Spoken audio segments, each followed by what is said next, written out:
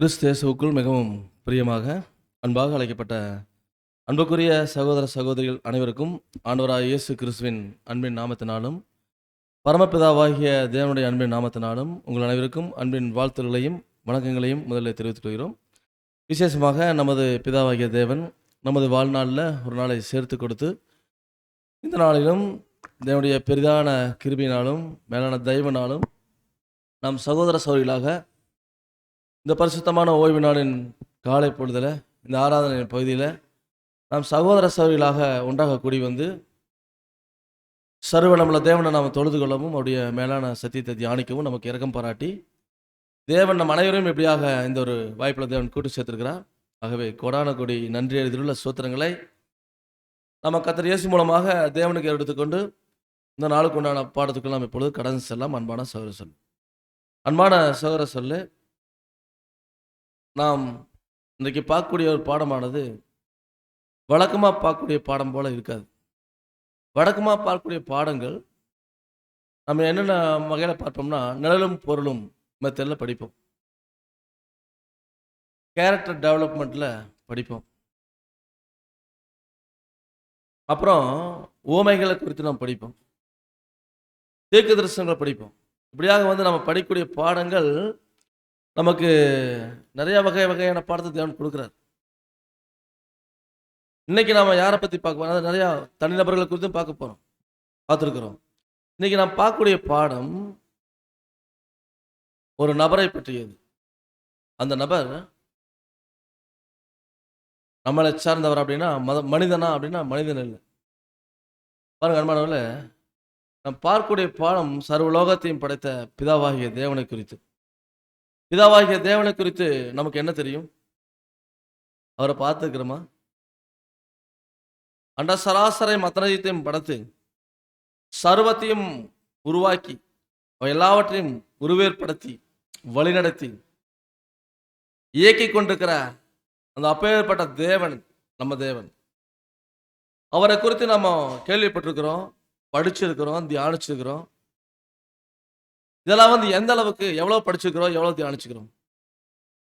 சர்வவல்லமையுள்ள தேவன் அப்படிங்கிற பேரை சொல்றோம், எல் ஷடாய், எலோஹிம் சொல்றோம். அவர் எப்பேற்பட்டவர், அவருடைய சர்வ வல்லமை எப்பேற்பட்டது அப்படிங்கிறா நம்ம கேள்விப்பட்டிருக்கிற நிறைய பாடங்களை தியானிச்சிருக்கிறோம் மாணவர்கள். அது நம்ம தெரிந்து கொண்டது கொஞ்சம்தான். ஏன்னா அண்ட சராசரை மத்தனையும் படைத்து இயக்கிட்டு இருக்கக்கூடிய அந்த அனந்த ஞானம் படைத்த தேவனை பற்றி தெரிஞ்சு கொள்றதுக்கு நமக்கு ஞானம் போதாது, நம்முடைய அறிவு பத்தாது. ஆனாலும் தேவனை பற்றி தெரிந்து கொள்ள வேண்டிய விஷயங்கள் நிறைய இருக்கு, ஏராளமாக இருக்குது என்று பார்க்குறோம். பாருங்க, சர்வ பிதாவாகிய தேவன் அவர் அனாதி காலம் முதல் இருக்கிறார். அவர் அனாதி காலம், அது அனாதி காலம்ங்கிறது அவர் தொடக்கம் இல்லை முடிவும் இல்லை. அவருடைய பின்னணி என்ன, அவருடைய வரலாறு என்ன யாருக்கும் தெரியாது, யாருக்கும் புரியாது, தெரிஞ்சவங்க யாரும் இல்லை. இப்போ அவர் வந்து அனாதி காலம் முதல் இருக்கிறார், அது எத்தனை வருஷம் தெரியாது. இப்படியாக அப்படிப்பட்ட தேவன் அவர் படைத்த முதல் சிருஷ்டிப்பு யாருங்க? நம்ம ஆண்டவராகிய இயேசு கிறிஸ்து. அவர் தான் சர்வலோகத்தை படைத்த பிதாவாகிய தேவனுடைய முதல் சிருஷ்டிப்பு. அவருடைய ஒரே பேரான குமாரன், அவருடைய எல்லாமுமே நம்ம ஆண்டவராகிய இயேசு கிறிஸ்து தான், செல்ல பிள்ளை, அவர் மடியில் தவழ்ந்த ஒரே பிள்ளை. அப்படிப்பட்ட ஆண்டவர் இயேசு கிறிஸ்து பிதாவாகிய தேவனால் சிருஷ்டிக்கப்பட்டார். அது எத்தனை வருஷத்துக்கு முன்னாடி தெரியாது. அப்புறம் பரலோகம், பரலோகத்தில் இருக்கக்கூடிய தேவ தூதர்கள், எத்தனை தேவதூதர்கள் இருக்கிறாங்க? எத்தனை தேவதூதர்கள் இருக்கிறாங்க?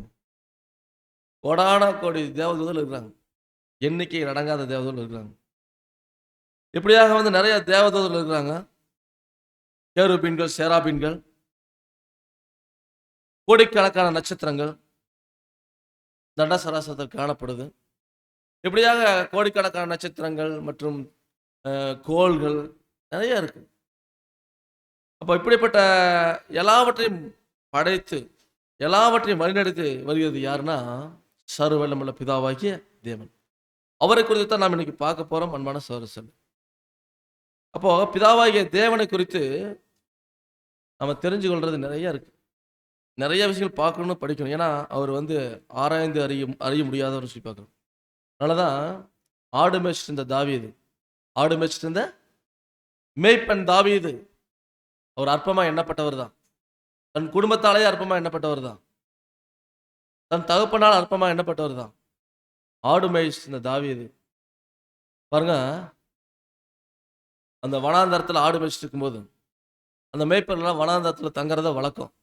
மேய்ப்பர்கள் ஆடு மேய்ச்சிட்டு அப்படியே அந்த வனாந்தரத்தில் தங்கி மேய்ச்சிட்டு ரொம்ப வீட்டிலேருந்து கிளம்பி போயிட்டாங்கன்னா அவங்க திரும்பி வர்றதுக்கு நாள் ஆகும். அப்படியாக தாவீது வனாந்தரத்தில் ஆடு மேய்ச்சிட்டு இருக்கும்போது தேவனை பற்றி தியானிக்கிறார். அவருடைய மகத்துவத்தை குறித்து ஆராயிறார். பாருங்க, ஆடு மேய்க்கிறவருக்கு என்ன ஞானம் இருக்கு. அவர் அப்படியே அந்த வனாந்தரத்தில் படுத்துட்டு வானத்தை பார்க்கும்போது கோடிக்கணக்கான நட்சத்திரங்களை பார்க்குறாரு. தேவனுடைய படைப்பினுடைய பிரம்மாண்டத்தை பார்க்குறாரு. அப்படியாக வந்து பார்த்த தாவீது தான் எழுதுறாரு. அதாவது சங்கீதம் 66 சங்கீதம் 5ஆம் வசனத்துல கர்த்தருடைய வாசிங்க, பார்த்து வாசிங்க. தேவனுடைய செய்கைகளை வந்து பாருங்க. பாருங்க, அவர் ராஜாவாயிட்டு எழுதுறார், அரண்மனையில் உட்காந்து எழுதுறார். தேவனுடைய செய்கைகளை வந்து பாருங்கள். அவர் மனுபுத்திரத்துல நடப்பிக்கும் கிரியில பயங்கரமானவர். அப்போ தாவீது சொல்றாரு, தேவனுடைய செய்கைகளை நீங்க வந்து பாருங்க. அப்போ பாடத்தின் தலைப்பு come and see the works of God. Come and see the works of God. கர்த்தருடைய செய்கைகளை வந்து பாருங்க. அன்பான சகோதரர்களே, நம்ம கர்த்தருடைய செய்கைகளை வந்து பார்க்க சொல்லி தாவீது கூப்பிடுறார். போலாங்களா? நாம வந்து டூர் போறோம், நிறைய டூர் போய்க்கிறோம். இன்னைக்கு ஆவிக்குரிய ஒரு டூர் போக போறோம். எங்க போக போறோம்? தாவீது தான் கூப்பிடுறாரு, கர்த்தருடைய செய்கைகளை வந்து பாருங்க. Come and see the works of God. நீங்க வந்து பாருங்க, தேவனுடைய செய்கைகள் நீங்க வந்து பாருங்க அப்படின்னு கூப்பிடுறாரு. அன்பான சகோதரர்களே, அப்போ பிதாவாகிய தேவனை குறித்து நாம் தியானிக்கும் போது அவர் யோசித்து பார்க்க முடியாத அளவுக்கு அவருடைய செயல்கள் இருக்குது. யோசித்து பார்க்க முடியாத அளவுக்கு அவர் கிரியை இருக்குது. யோசித்து பார்க்க முடியாத அளவுக்கு அவருடைய ஞானம் இருக்குது, அவருடைய வல்லமை இருக்குது, அவர் சர்வ வல்லமை இருக்குது. அதை சொல்லிட்டே போலாம். அவருடைய தன்மை என்ன சொல்ல முடியாது, அவருடைய பின்னணி என்ன தெரியாது. நமக்கு புரிஞ்சது கொஞ்சம் தான், அறிஞ்சது கொஞ்சம் தான். அவரை பற்றி நம்ம தெரிஞ்சு கொண்டது கொஞ்சம் தான். அன்பான சகோதரர்களே, ஆனாலும் அவர் வந்து என்னை பற்றி தெரிஞ்சுக்குங்கிறார். நான் தான் உங்களை படைச்சவர், நான் தான் அவங்களுடைய அப்பா, என்னை பற்றி நீங்கள் வந்து புரிஞ்சு கொள்ளுங்க. நம்ம அவர் புரிஞ்சு கொள்றதான் நம்மளை படைச்சிருக்க. அவரை தொழுது கொள்ள, அவரை ஆராதிக்க, அவரை போற்ற வணங்க நம்ம படைச்சிருக்க. அப்போ கர்த்தருடைய செய்கைகளை வந்து பாருங்க, என்னை பற்றி தெரிஞ்சுக்குங்க அப்படின்னு சொல்றாரு. அப்படியாக வந்து நாம் பார்க்கும்போது யோபு சொல்றாரு. பாருங்க, யோபு பக்தன் சொல்றாரு. யோபு 36ஆம் அதிகாரத்துல 26ஆம் வசனம். இதோ தேவன் மகத்துவம் உள்ளவர், நாம் அவரை அறிய முடியாது, அவருடைய வருஷங்கள் இலக்கம் ஆராய்ந்து முடியாதது. பாருங்க, இங்க யோபு சொல்றாரு, இதோ தேவன் எப்படிப்பட்டவர்களா? மகத்துவம் உள்ள தேவனா இருக்கிறாரு. மகத்துவம் உள்ள தேவன். அப்ப மகத்துவம் உள்ள தேவனை வந்து பார்க்கும்போது நம்ம வந்து அவரை அறிய முடியாது. அவர் எப்படி என்ன பண்ண முடியாது? அறிய முடியாது. அவர் அறிவதற்கு நம்ம சாதாரண இந்த மூளை வந்து பத்தாது. அப்போ அன்பான சகோதரரை நம்ம பார்க்கும்போது தேவன் மகத்துவம் உள்ள தேவனாக இருக்கிறார். அவருடைய வருஷங்களின் இலக்கம் ஆராய்ந்து முடியாது. அவருடைய வருஷங்களுடைய இலக்கம் வந்து ஆராய முடியாது. அவர் எப்போ தோன்றினார், என்ன பண்ணார், அவர் தான் வந்து பார்த்தீங்கன்னா தொடக்கம் இல்லை முடிவும் இல்லை, அனாதி காலம் முதல்ல விட்டுருக்கிறார். இந்த வருஷங்கள் எல்லாம் வந்து பார்த்தீங்கன்னா இன்னைக்கு நமக்கு கொடுக்கப்பட்ட நாள், நமக்கு கொடுக்கப்பட்ட நாட்கள் வந்து ஒரு நாளைக்கு 24 மணி நேரம். அப்புறம் ஒரு மாசத்துக்கு 30 நாள், ஒரு வருஷத்துக்கு 365 நாள். அப்போ 365 நாளுங்கிறது ஒரு வருஷம். இது வந்து என்ன கணக்கு? இது என்ன கணக்கு? எனக்கு கணக்கே வராதுங்கிறீங்களா? இது வந்து பார்த்தீங்கன்னா நம்ம மனுஷனுடைய வருஷ கணக்கு. 365 நாள், சூரியனை பூமி சுற்றி வரக்கு ஒரு 365 நாள் ஆகுது. அது ஒரு வருஷம். இப்படியாக இந்த வருஷங்களுடைய இலக்கங்கள் அப்படிங்கும்போது அதை வந்து ஆராய்ந்து முடியாதுன்னு சொல்லி பார்க்குறோம். அப்படியாக வந்து தேவனை பற்றி பார்க்கும்போது ஆராய முடியாது. அவருடைய வருஷங்கள் இலக்கங்களை வந்து நம்ம தெரிந்து கொள்ள முடியாது. அவருடைய மகிமை அவ்வளோ பெருசுன்னு சொல்லி பார்க்குறோம். அப்போ தேவனுடைய முதல் படைப்பு அவருடைய ஒரே பேரான குமாரன். அவரை குறித்து நாம பார்க்கும்போது அவரை கொண்டு தான் எல்லாவற்றையும் படைச்சார். கொலோசியர் 1ஆம் அதிகாரத்தில் வசனம் 15-17 முடிய. அவர் அவர் அதர்சனமான தேவனுடைய தற்சுரூபமும் சர்வ சிருஷ்டிக்கும் முந்தின பேருமானவர். ஏனென்றால் அவருக்குள் சகலமும் சிருஷ்டிக்கப்பட்டது, பரலோகத்தில் உள்ளவைகளும் பூலோகத்தில் உள்ளவைகளும் ஆகிய காணப்படுகிறவைகளும் காணப்படாதவைகளும் ஆகிய சகல வஸ்துக்களும், சிங்காசனங்களானாலும் கர்த்தத்துவங்களானாலும் துரைத்தனங்களானாலும் அதிகாரங்களானாலும் சகலமும் அவரை கொண்டும் அவருக்கென்றும் சிருஷ்டிக்கப்பட்டது. அவர் எல்லாவற்றிற்கும் முந்தினவர், எல்லாம் அவருக்குள் நிலைத்து நிற்கிறது. பாருங்க, நம்ம படிக்கும்போது நம்ம பார்த்தோம், அவர் அதர்சனமான தேவனுடைய தற்சுரூபம் அப்படின்னு என்னன்னா, அதர்சனம் தரிசனம். தரிசனம்னா பார்க்கறது, அதர்சனம்னா பார்க்க முடியாது. பார்க்க முடியாத தேவனுடைய தற்சுரூபம். தேவன் எப்படி இருப்பார் தெரியாது. அப்படி குமாரனை வச்சு தான் நம்ம தெரிஞ்சுக்கிறோம். பார்க்க முடியாத தேவனுடைய தற்சுரூபம், சர்வ சிருஷ்டிக்கும் முந்தின பேருமானவர். நம்ம ஆண்டவராகிய இயேசு கிறிஸ்து எல்லா சிருஷ்டிப்புக்கும் முதல் சிருஷ்டி நம்ம ஆண்டவராகிய இயேசு கிறிஸ்து தான். ஏனென்றால் அவருக்குள் சகலமும், எல்லாமே அவருக்குள்ள தான் சிருஷ்டிக்கப்பட்டுச்சு. பரலோகத்தில் இருக்கிற எல்லாமே, தேவதூதர்கள், அதிகாரங்கள் எல்லாமே, பூலோகத்தில் உள்ள எல்லாமே, காணப்படுகிறவைகள் காணப்படாதவைகள், இப்படியாக வந்து சகல வஸ்துக்களும், சிங்காசனங்களும் கர்த்தத்துவங்களும் துரைத்தனங்களும் எல்லா அதிகாரங்களும் அவரை கொண்டும். யாரை கொண்டு? ஆண்டவராகிய இயேசு கிறிஸ்துவை கொண்டும், அவரை கொண்டும் அவருக்கென்றும் தான் என்ன பண்ணுச்சுங்க, எல்லாமே சிருஷ்டிக்கப்பட்டிருக்குது. அவர் எல்லாவற்றுக்கும் முந்தினவர், எல்லாம் அவருக்குள் நிலைநிற்கிறது. இயேசு கிறிஸ்துக்குள்ளதான், அவருடைய ஒரே பேரான குமாரனுக்குள்ள எல்லாமே நிலைநிற்குன்னு சொல்லி பார்க்கிறோம். அப்படிங்கும்போது பிதாவாகிய தேவன் தன்னுடைய குமாரனை எப்படி அருமையா படைச்சு அவரை வந்து தன் செல்ல பிள்ளையா வச்சிருந்தான்னு பார்க்குறோம். அப்படிப்பட்ட தேவனை பற்றி முழுக்க முழுக்க தெரிஞ்ச ஒரே ஒரு நபர் யாருன்னா நம்ம ஆண்டவராகிய இயேசு கிறிஸ்து. பரலோகத்தில் இருக்கிற கோடிக்கணக்கான தூதர்களுக்கு அவரை பற்றி முழுசும் தெரியுமா? தெரியாது. யாருக்குமே அவரை பற்றி அதிகமாக தெரியாது. ஆனால் யாருக்கு தெரியும்? பிதாவாகிய தேவனை பற்றி அவருடைய ஒரே பேரான குமாரனுக்கு எல்லாமே தெரியும். இப்படியாக அவர் வந்து தன்னுடைய படைப்புகளை பிதாவாகிய தேவன் படைச்சாரு. அதில் முதல் படைப்பு பாருங்க, கர்த்தராகிய இயேசு கிறிஸ்து, அவருடைய ஒரே பேரான குமாரன். பாருங்க, அந்த பூமி எல்லாத்தையும் படைக்கும்போது, அண்ட சராசரத்தை படைக்கும்போது பாருங்க, யோபு பக்தன் சொல்றாரு, யோபு 38ஆம் அதிகாரத்தில் 7வது வசனம். அப்பொழுது விடிய காலத்து நட்சத்திரங்கள் ஏகமாய் பாடி தேவபுத்திரர் எல்லாரும் கெம்பீரித்தார்களே. பாருங்க, அதாவது விடியற் காலத்து நட்சத்திரங்கள் ஏகமாய் பாடி அப்படின்னா, இந்த விடியற் காலத்து நட்சத்திரங்கள் யாரு? விடியற் காலத்து நட்சத்திரங்கள், மார்னிங் ஸ்டார்ஸ். விடியற் காலத்து நட்சத்திரங்கள் பன்மையில் இருக்குது, ப்ளூரல்ல. இப்போ நட்சத்திரங்கள் அப்படிங்கிறது பன்மை, ப்ளூரல். இது வந்து 2 பேர்.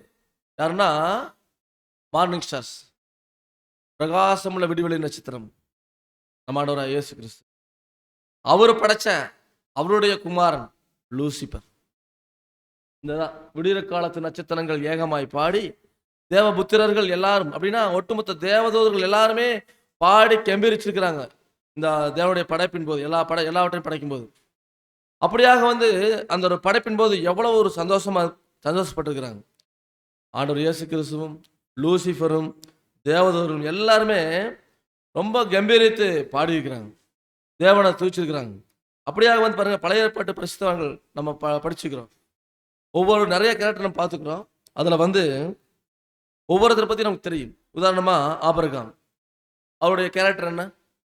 அவருடைய குணநலம் விசுவாசம். ஆபிரகாமுடைய கேரக்டர் விசுவாசம், விசுவாசத்தின் தந்தை. நோவா கீழ்ப்படிதல், காணாதவளை குறித்து தேவ எச்சரிக்கை பெற்று கீழ்ப்படிஞ்சார். பார்த்தீங்களா, அந்த கீழ்ப்படிதல், தேவன் சொன்னா பேலை கட்டினார், கீழ்ப்படிதல். அப்புறம் மோசே, அவரை குறித்து நம்ம பார்க்கணும், என்ன பார்க்கலாம்? சாந்த குணம். பூமியில அவரை போல சாந்த குணம் இருக்க முடியாது, ஆனால் அவரே கோவப்பட்டார். இப்படியாக வந்து நிறைய பரிசுத்தவான்கள், ஈசாக்கு அவருடைய கீழ்ப்படிதல், இப்படி சொல்லிக்கொண்டே போகலாம். அந்த வகையில் வந்து பார்த்தீங்கன்னா தேவனுடைய மனுஷங்க நிறையா பேர் பழைய ஏற்பாட்டு பரிசுத்தவான்கள். அதில் நம்ம பார்த்து தான் இந்த சங்கீதம் 66ஆம் சங்கீதம் படிச்சு பண்ணிங்களா, தாவீது. அவர் வந்து பார்த்தீங்கன்னா ஒரு ஸ்பெஷலான மனுஷன். ஆனால் சாதாரணமான மனுஷன் தான். ஆனால் அவர் வந்து பின்னாட்களில் வந்து தேவனுடைய இருதயத்துக்கு ஏற்ற ஒரு மனுஷனாக சொல்லப்பட்டார். அப்போ தேவனுடைய இருதயத்துக்கேற்ற மனுஷனா தாவீது இருந்தார்.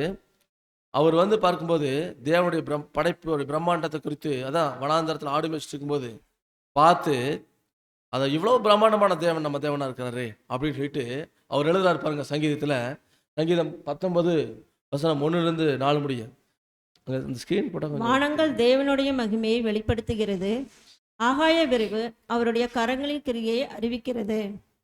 பாருங்க, அதாவது தாவீது சொல்றாரு, வானங்கள் தேவனுடைய மகிமையை வெளிப்படுத்துது, ஆகாய விரிவு அவருடைய கரத்தினுடைய கிரிகளை எப்படி எழுதுறாரு பாருங்க. ஒரு ஆடு மேய்க்கிற தாவீது வானத்தை பார்த்து தேவனுடைய மகிமையை உணர்ந்து கொள்றார்.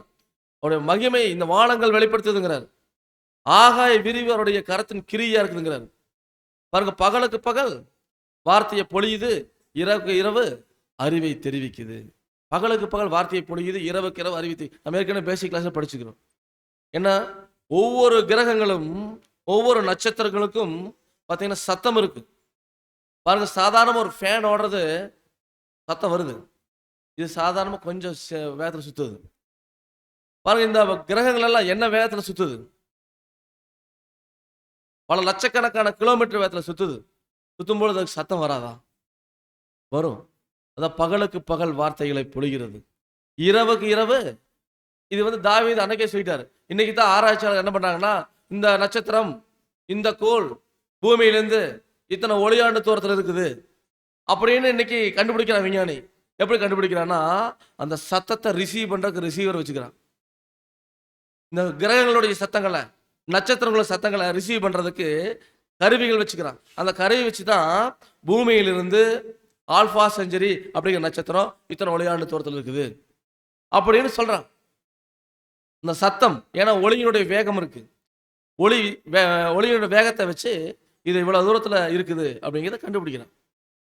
இப்படியாக வந்து தாவீது பாருங்க, பகலுக்கு பகல் வார்த்தைகளை பொழியுது, இரவுக்கு இரவு அறிவை தெரிவிக்குது அப்படிங்கிறத இன்னைக்கு விஞ்ஞானி கண்டுபிடிச்சுக்கிறான். அன்னைக்கு தாவீது அன்னைக்கே வெளிப்படுத்திட்டார். அடுத்து சொல்றாரு பாருங்க, சங்கீதம் 19:3-4. அவைகளுக்கு பேச்சும் இல்லை, வார்த்தையும் இல்லை, அவைகளின் சத்தம் கேட்கப்படுவதும் இல்லை. ஆகிலும் அவைகளின் சத்தம் பூமி எங்கும், அவைகளின் வசனங்கள் பூச்சக்கரத்து கடைசி வரைக்கும் செல்லுகிறது. அவைகளில் சூரியனுக்கு ஒரு கூடாரத்தை ஸ்தாபித்தார். பாருங்க, இங்க அதனுடைய பேச்சு, வார்த்தைகள் யாருக்கு கேட்கறதுல நினைச்சுக்கிறோம். ஆனால் சத்தம் பூமி எங்கும் போகுது, பூமியினுடைய எல்லைகள் வரைக்கும் போகுது, பூச்சக்கரத்தினுடைய எல்லைகள் வரைக்கும் போகுது, கடைசி வரைக்கும் போகுது. அதுல வந்து சொல்றாரு, சூரியனுக்கு ஒரு கூடாரத்தை ஸ்தாபிச்சிருக்கார். இதுதான் வந்து தாவீது, ஆடு மேய்க்கக்கூடிய தாவீது வனாந்தரத்துல இருந்து தேவனுடைய படைப்புகளை பார்த்து பிரமிச்சு அப்புறமா அவர் எழுதுறாரு. வானத்தில் உள்ள சுடர்களை பற்றியும் நட்சத்திரங்களை பற்றியும் பேசுறதுக்கு அவருக்கு ஞானம் போதுமா? ஒரு ஞானம் இல்லாததுதான். ஆனா அந்த ஞானத்தை என்ன பண்றாருன்னா, தேவனுடைய படைப்புகளை வச்சு யோசிச்சு பார்க்குறாரு, செயல்படுத்துறாரு. இப்பேற்பட்ட தேவன் எவ்வளவு பிரம்மாண்டமான தேவன் அப்படிங்கிறத அவர் வந்து பார்த்தீங்கன்னா யோசிச்சு பார்க்குறாரு.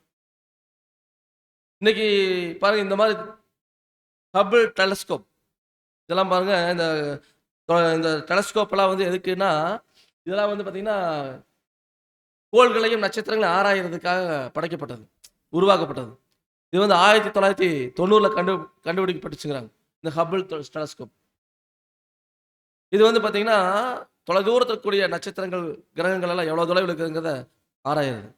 இப்போ நவீன கண்டுபிடிப்புகள் வளர்ந்த காலத்தில் வந்து பார்த்தீங்கன்னா 90க்கு அப்புறமா நிறைய இந்த டெலஸ்கோப் கண்டுபிடிச்சாங்க, அதிநவீன டெலஸ்கோப் எல்லாம் கண்டுபிடிச்சாங்க. அதில் வந்து பார்த்தீங்கன்னா இது ஒரு முக்கியமான டெலஸ்கோப், ஜேம்ஸ் வெப் டெலஸ்கோப். இந்த டெலஸ்கோப் வந்து பார்த்தீங்கன்னா பூமி மேலே நிறுத்தி வச்சிருக்காங்க. இது வந்து மிக ஒரு இன்னைய டெக்னாலஜி பயன்படுத்தி உருவாக்கப்பட்டது, சரிங்களா? இது பூமிக்கு மேலே நிலை கொண்டு நிற்கிது. இது வந்து பூமி மற்றும் கோள்கள் மற்றும் ஒவ்வொரு நட்சத்திரோட இயக்கத்தையும் வந்து இது ஆராயுது. இது வானவெளியில் இருக்கப்பட்டு நிறுத்தி வச்சுக்கிறாங்க.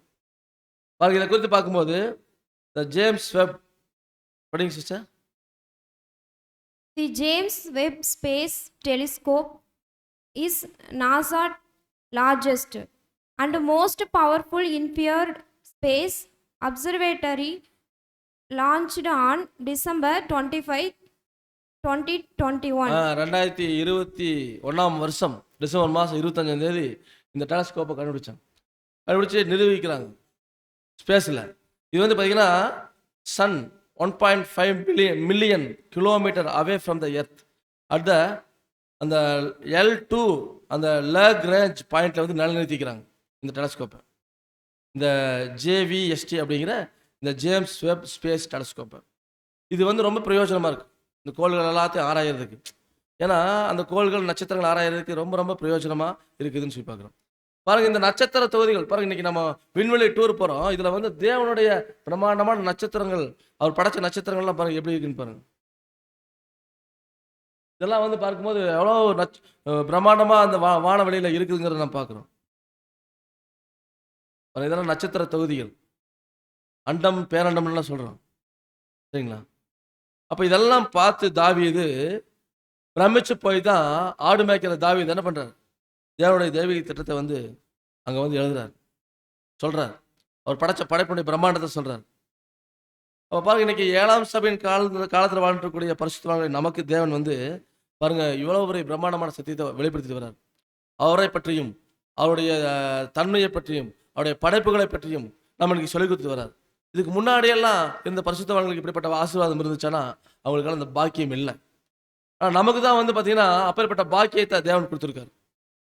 அப்போ இந்த காலகட்டத்தில் வாழ்ந்திருக்கக்கூடிய நமக்கு பாருங்க, கர்த்தர் இயேசு கிறிஸ்து 2ஆம் வருகையில் வந்திருக்கிறார். அவர் வந்து ஆளுகை செஞ்சுட்டு இருக்காரு. இப்படியாக வந்து அவர் இப்போ அவருடைய கிறிஸ்துவுக்கள் மறிக்கிறவங்க அவரோட போய் இணைஞ்சிட்டு இருக்கிறாங்க, மகிமையில சேர்ந்துட்டு இருக்கிறாங்க, எல்லாம் படிக்கிறோம். இதெல்லாமே இன்னைக்கு இப்படிப்பட்ட சத்தியங்கள் வெளிப்படுது. இந்த காலத்தில் வந்து தேவன் என்ன பண்ணுறாருன்னா அவர் சத்தியத்தையும் கொடுக்குறார், அவரை பற்றிய மிக பிரமாண்டமான தெய்வீக திட்டத்தையும் வெளிப்படுத்துறான்னு சொல்லி பார்க்குறோம். தேவன் அந்தந்த காலத்துக்கு ஏற்ற சத்தியத்தை தேவன் கொடுத்து கொண்டு வருகிறான்னு சொல்லி பார்க்குறோம். இப்போ நம்ம வந்து தேவனுடைய படைப்பில் வந்து சில ஆச்சரியமான காரியங்களை நம்ம பார்க்க போகிறோம். ஆச்சரியமான காரியங்கள் சில பார்க்க போகிறோம். அதில் வந்து பார்க்கும்போது பாருங்க, அதாவது யோபு எப்பேற்பட்ட ஒரு பக்தன் நம்ம பார்த்துக்கிறோம். யோபு வந்து ரொம்ப செல்வாக்கான மனிதர், கிழக்கு தீபுத்தரில் செல்வாக்கான மனுஷர். அவர் வந்து தேவனுக்கு பிரியமாக வாழ்ந்தார். சாத்தான் அவர் மேலே கண் வச்சிட்டார். தேவன் வந்து கேட்குறாரு, என் பக்தனாய் யோபின் மேலே கண் வச்சியா? ஆமாம். நீங்கள் வந்து அவனை சும்மாவை ஆசீர்வதிச்சுக்கிறீங்க, அவனுக்கு எல்லாம் கொடுத்துக்கிறீங்க, அதனால் அவன் வந்து உங்களை வந்து உங்களுக்கு பயப்படுறான், உங்களை வணங்குறான். அப்போ நீங்கள் அவனை என்கிட்ட கொடுங்க, நீங்கள் அவனை என்கிட்ட ஒப்புவீங்க, அப்போ நான் அவனை தொடும் பொழுது அவன் உங்களை தூசிக்கிற மாட்டானா அப்படின்னு பார்க்கலான்னு கேட்குறான். தேவனை ஒப்பு கொடுத்துட்டார். அப்போ யோபுக்கு வந்த சோதனைகள் நம்ம எல்லாமே படிச்சுக்கிறோம். ஒரு மனிதனுக்கு எவ்வளோ பெரிய சோதனைகள் வருமானா யோபு மூலியமாக தெரிஞ்சுக்கலாம். எல்லாமே போச்சு. அவருக்கு பிறந்த குழந்தைகள் எல்லாமே மறிச்சு போயிட்டாங்க. செல்வம் போச்சு, ஆடு மாடுகள் ஒட்டகங்கள் எல்லாமே போச்சு. இப்படியாக யோபுவுக்கு வந்த அந்த உச்சகட்ட சோதனை, ரொம்ப உச்சகட்ட சோதனை தான் அது. மனைவியை வந்து பார்த்துட்டு தேவனை தூசித்து ஜீவனை விடு அப்படின்னு சொல்ற அளவுக்கு ஒரு கொடுமை இருந்துச்சு. அவருக்கு வந்து சோதனை இருந்துச்சு. இப்படியாக யோபு வந்து மிகுந்த உபத்திரவத்தின் மத்தியில் இருக்கும்போது நண்பர்கள் எல்லாம் வராங்க. வந்து யோபுவுக்கு நல விசாரிக்க வந்துட்டு யோபுவை குறித்து அவங்க கொஞ்ச நாள் என்ன பண்ணாங்கன்னா பேசுறதுக்கு ஆரம்பிக்கிறாங்க. நீங்கள் தப்பு பண்ணியிருப்பீங்க, நீங்கள் பாவம் பண்ணியிருப்பீங்க அப்படின்னு தொடர்ந்து யோபுவை குறித்து அப்படியே சொல்லி குற்றச்சாட்டாக வைக்கும் பொழுது யோபு வந்து அவர் வந்து ஒரு பயபக்தியுள்ள ஒரு மனுஷனாக தான் இருந்தார், உத்தமனாக தான் இருந்தார், சன்மார்க்கனாக தான் இருந்தார், தேவனுக்கு பிரியமான மனுஷனாக தான் இருந்தார்.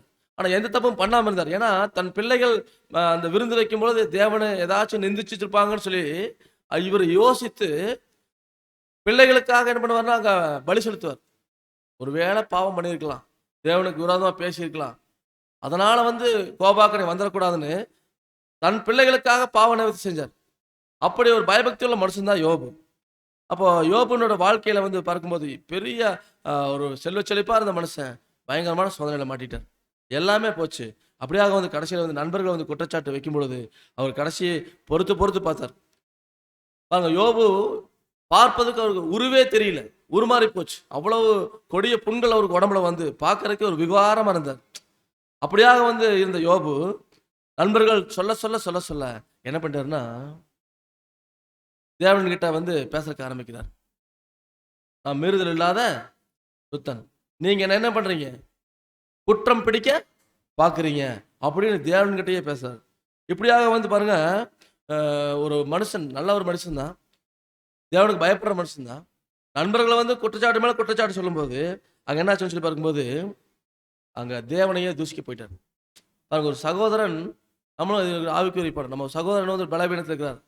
அப்படிங்கும்போது நாம் உடனுக்குரியவர்கள் நண்பர்கள் வந்து நல்ல வழி காட்டணுமே தவிர்த்து அவர் மேல குற்றச்சாட்டு வச்சா அவர் பாருங்க தேவனையே தூசிக்கிற அளவுக்கு போயிட்டார். அந்த மாதிரி நம்ம பண்ணக்கூடாது அப்படிங்கிறத நம்ம தெரிஞ்சுக்கிறோம். அப்படியாக வந்து பாருங்க, அந்த பாவத்துல நீ செஞ்சிருப்ப சொன்ன அவர் பாவமே செய்யாதவர். தேவன் பாருங்க, மனைவி கூட வந்து சொல்லுது தேவனை தூசித்து. ஆனா இவர் என்ன சொல்லுவாருங்க, பைத்தியக்காரி பேசுறது மாதிரி பேச வேண்டாம், தேவனிடத்தில் நன்மையை பெற்ற நாம் தீமையை பெற வேண்டாமா அப்படின்னு சொன்ன மனுஷன் இங்க வந்து என்ன பண்ண மீறி பேசுறார், தேவனுக்கு விரோதமா பேசுறார். அப்பதான் தேவன் வந்து யோபு கிட்ட பேசுறார். சுய கட்டுப்பாட்டை மீறி தேவன்கிட்ட இப்படி பேசிட்டார். அதனால தேவன் வந்து யோபு கூப்பிட்டு, தம்பி வான்னு கூப்பிட்டு அவருடைய படைப்பினுடைய பிரம்மாண்டத்தை காமிக்கிறார். யோபு 38ஆம் அதிகாரம் 39ஆம் அதிகாரம் ரெண்டுமே தேவனுடைய பிரம்மாண்டமான படைப்புகள். அதை வந்து யோபு கிட்ட காமிக்கிறார். யோபு கிட்ட வந்து பார்த்தீங்கன்னா, நீ பேசுறது தப்பு, நீ தவறா பேசுற என்னை பத்தி அப்படி எல்லாம் வந்து யோபு கிட்ட தேவன் சொல்லல. இங்க வா அப்படின்னு கூட்டிட்டு போய் படைப்புகள் ஒவ்வொன்றா காமிக்கிறார். கேட்கிறார் யோபு கிட்ட. யோபு 38ஆம் அதிகாரத்துல வசனம் 4, 6. நான் பூமியை அஸ்திபாரப்படுத்துகிற போது நீ எங்கே இருந்தாய்? நீ அறிவாளியானால் அதை அறிவி. அதற்கு அளவு குறித்தவர் யார்? அதன் மேல் நூல் போட்டவர் யார்? இதை நீ அறிந்திருந்தால் சொல்லு. அதன் ஆதாரங்கள் என் மேல் போடப்பட்டது. அதன் கோடிக்கல்லை வைத்தவர் யார்? பாருங்க, இப்படியாக வந்து யோபு கிட்ட கேட்கிறேன், நான் பூமியை அஸ்திபாரப்படுத்தும் போது நீ எங்க இருந்த? நீ அறிவாளியான சொல்லு. பாருங்க, தேவன் வந்து இங்க வந்து யோபு பேசுறது தப்பு, நீ என்னை பத்தி தப்பா பேசிட்ட அப்படின்னு குத்தி காட்டி எல்லாம் அங்க பேசல. நீ பேசுனது எவ்வளவு பெரிய தப்பு பண்ணிக்க தெரியுமான்னு சொல்ல சொல்ற. அவர் படைப்பு காமிச்சுறாரு, நான் பூமியை அஸ்திபாரப்படுத்தும் போது நீ எங்க இருந்த? நீ அறிவாளியான சொல்லு. அதுக்கு நான் அளவு நூல் குறிச்ச போது நீ எங்க இருந்த? அது மேல் நூல் போட்ட போது நீ எங்க இருந்த? நீ அறிஞ்சா சொல்லுங்கிறார். இப்போ பூமியினுடைய ஆதாரம் பாருங்க, எப்பவுமே எதுவுமே எந்த பொருளுமே ஏதோ ஒரு ஆதாரம் இருந்தால் தான் அது நினைச்சு நிற்கும். அதன் ஆதாரம் எதன் மேல் போடப்பட்டது சொல்ல முடியுமுன்னால கேட்குறாரு. பாருங்க, அந்தரத்துல இந்த பூமி அப்படியே தொங்கிட்டு இருக்குது. அந்தரத்துல பந்து மாதிரி தொங்கிட்டு இருக்குது. எந்த ஒரு ஆதாரம் கிடையாது. பூமி மட்டும் இல்லை, எண்ணற்ற நட்சத்திரங்கள், எண்ணற்ற கோள்கள் எல்லாமே அந்தரத்துல இப்படியாக வந்து தொங்கிட்டு இருக்குது. இது எதுக்கு? இதனுடைய ஆதாரம் எங்க இருக்கு? இது எப்படி எல்லாம் இயங்கிட்டு இருக்குது பாருங்க. பூமி தன் பாதையில சுத்துதுன்னு படிக்கிறோம். தன்னுடைய அச்சு அதுல சுத்திட்டு இருக்குது. அந்த அச்சுல இருந்து ஒரு சின்ன பிட்டு கூட மாறுறதில்லை.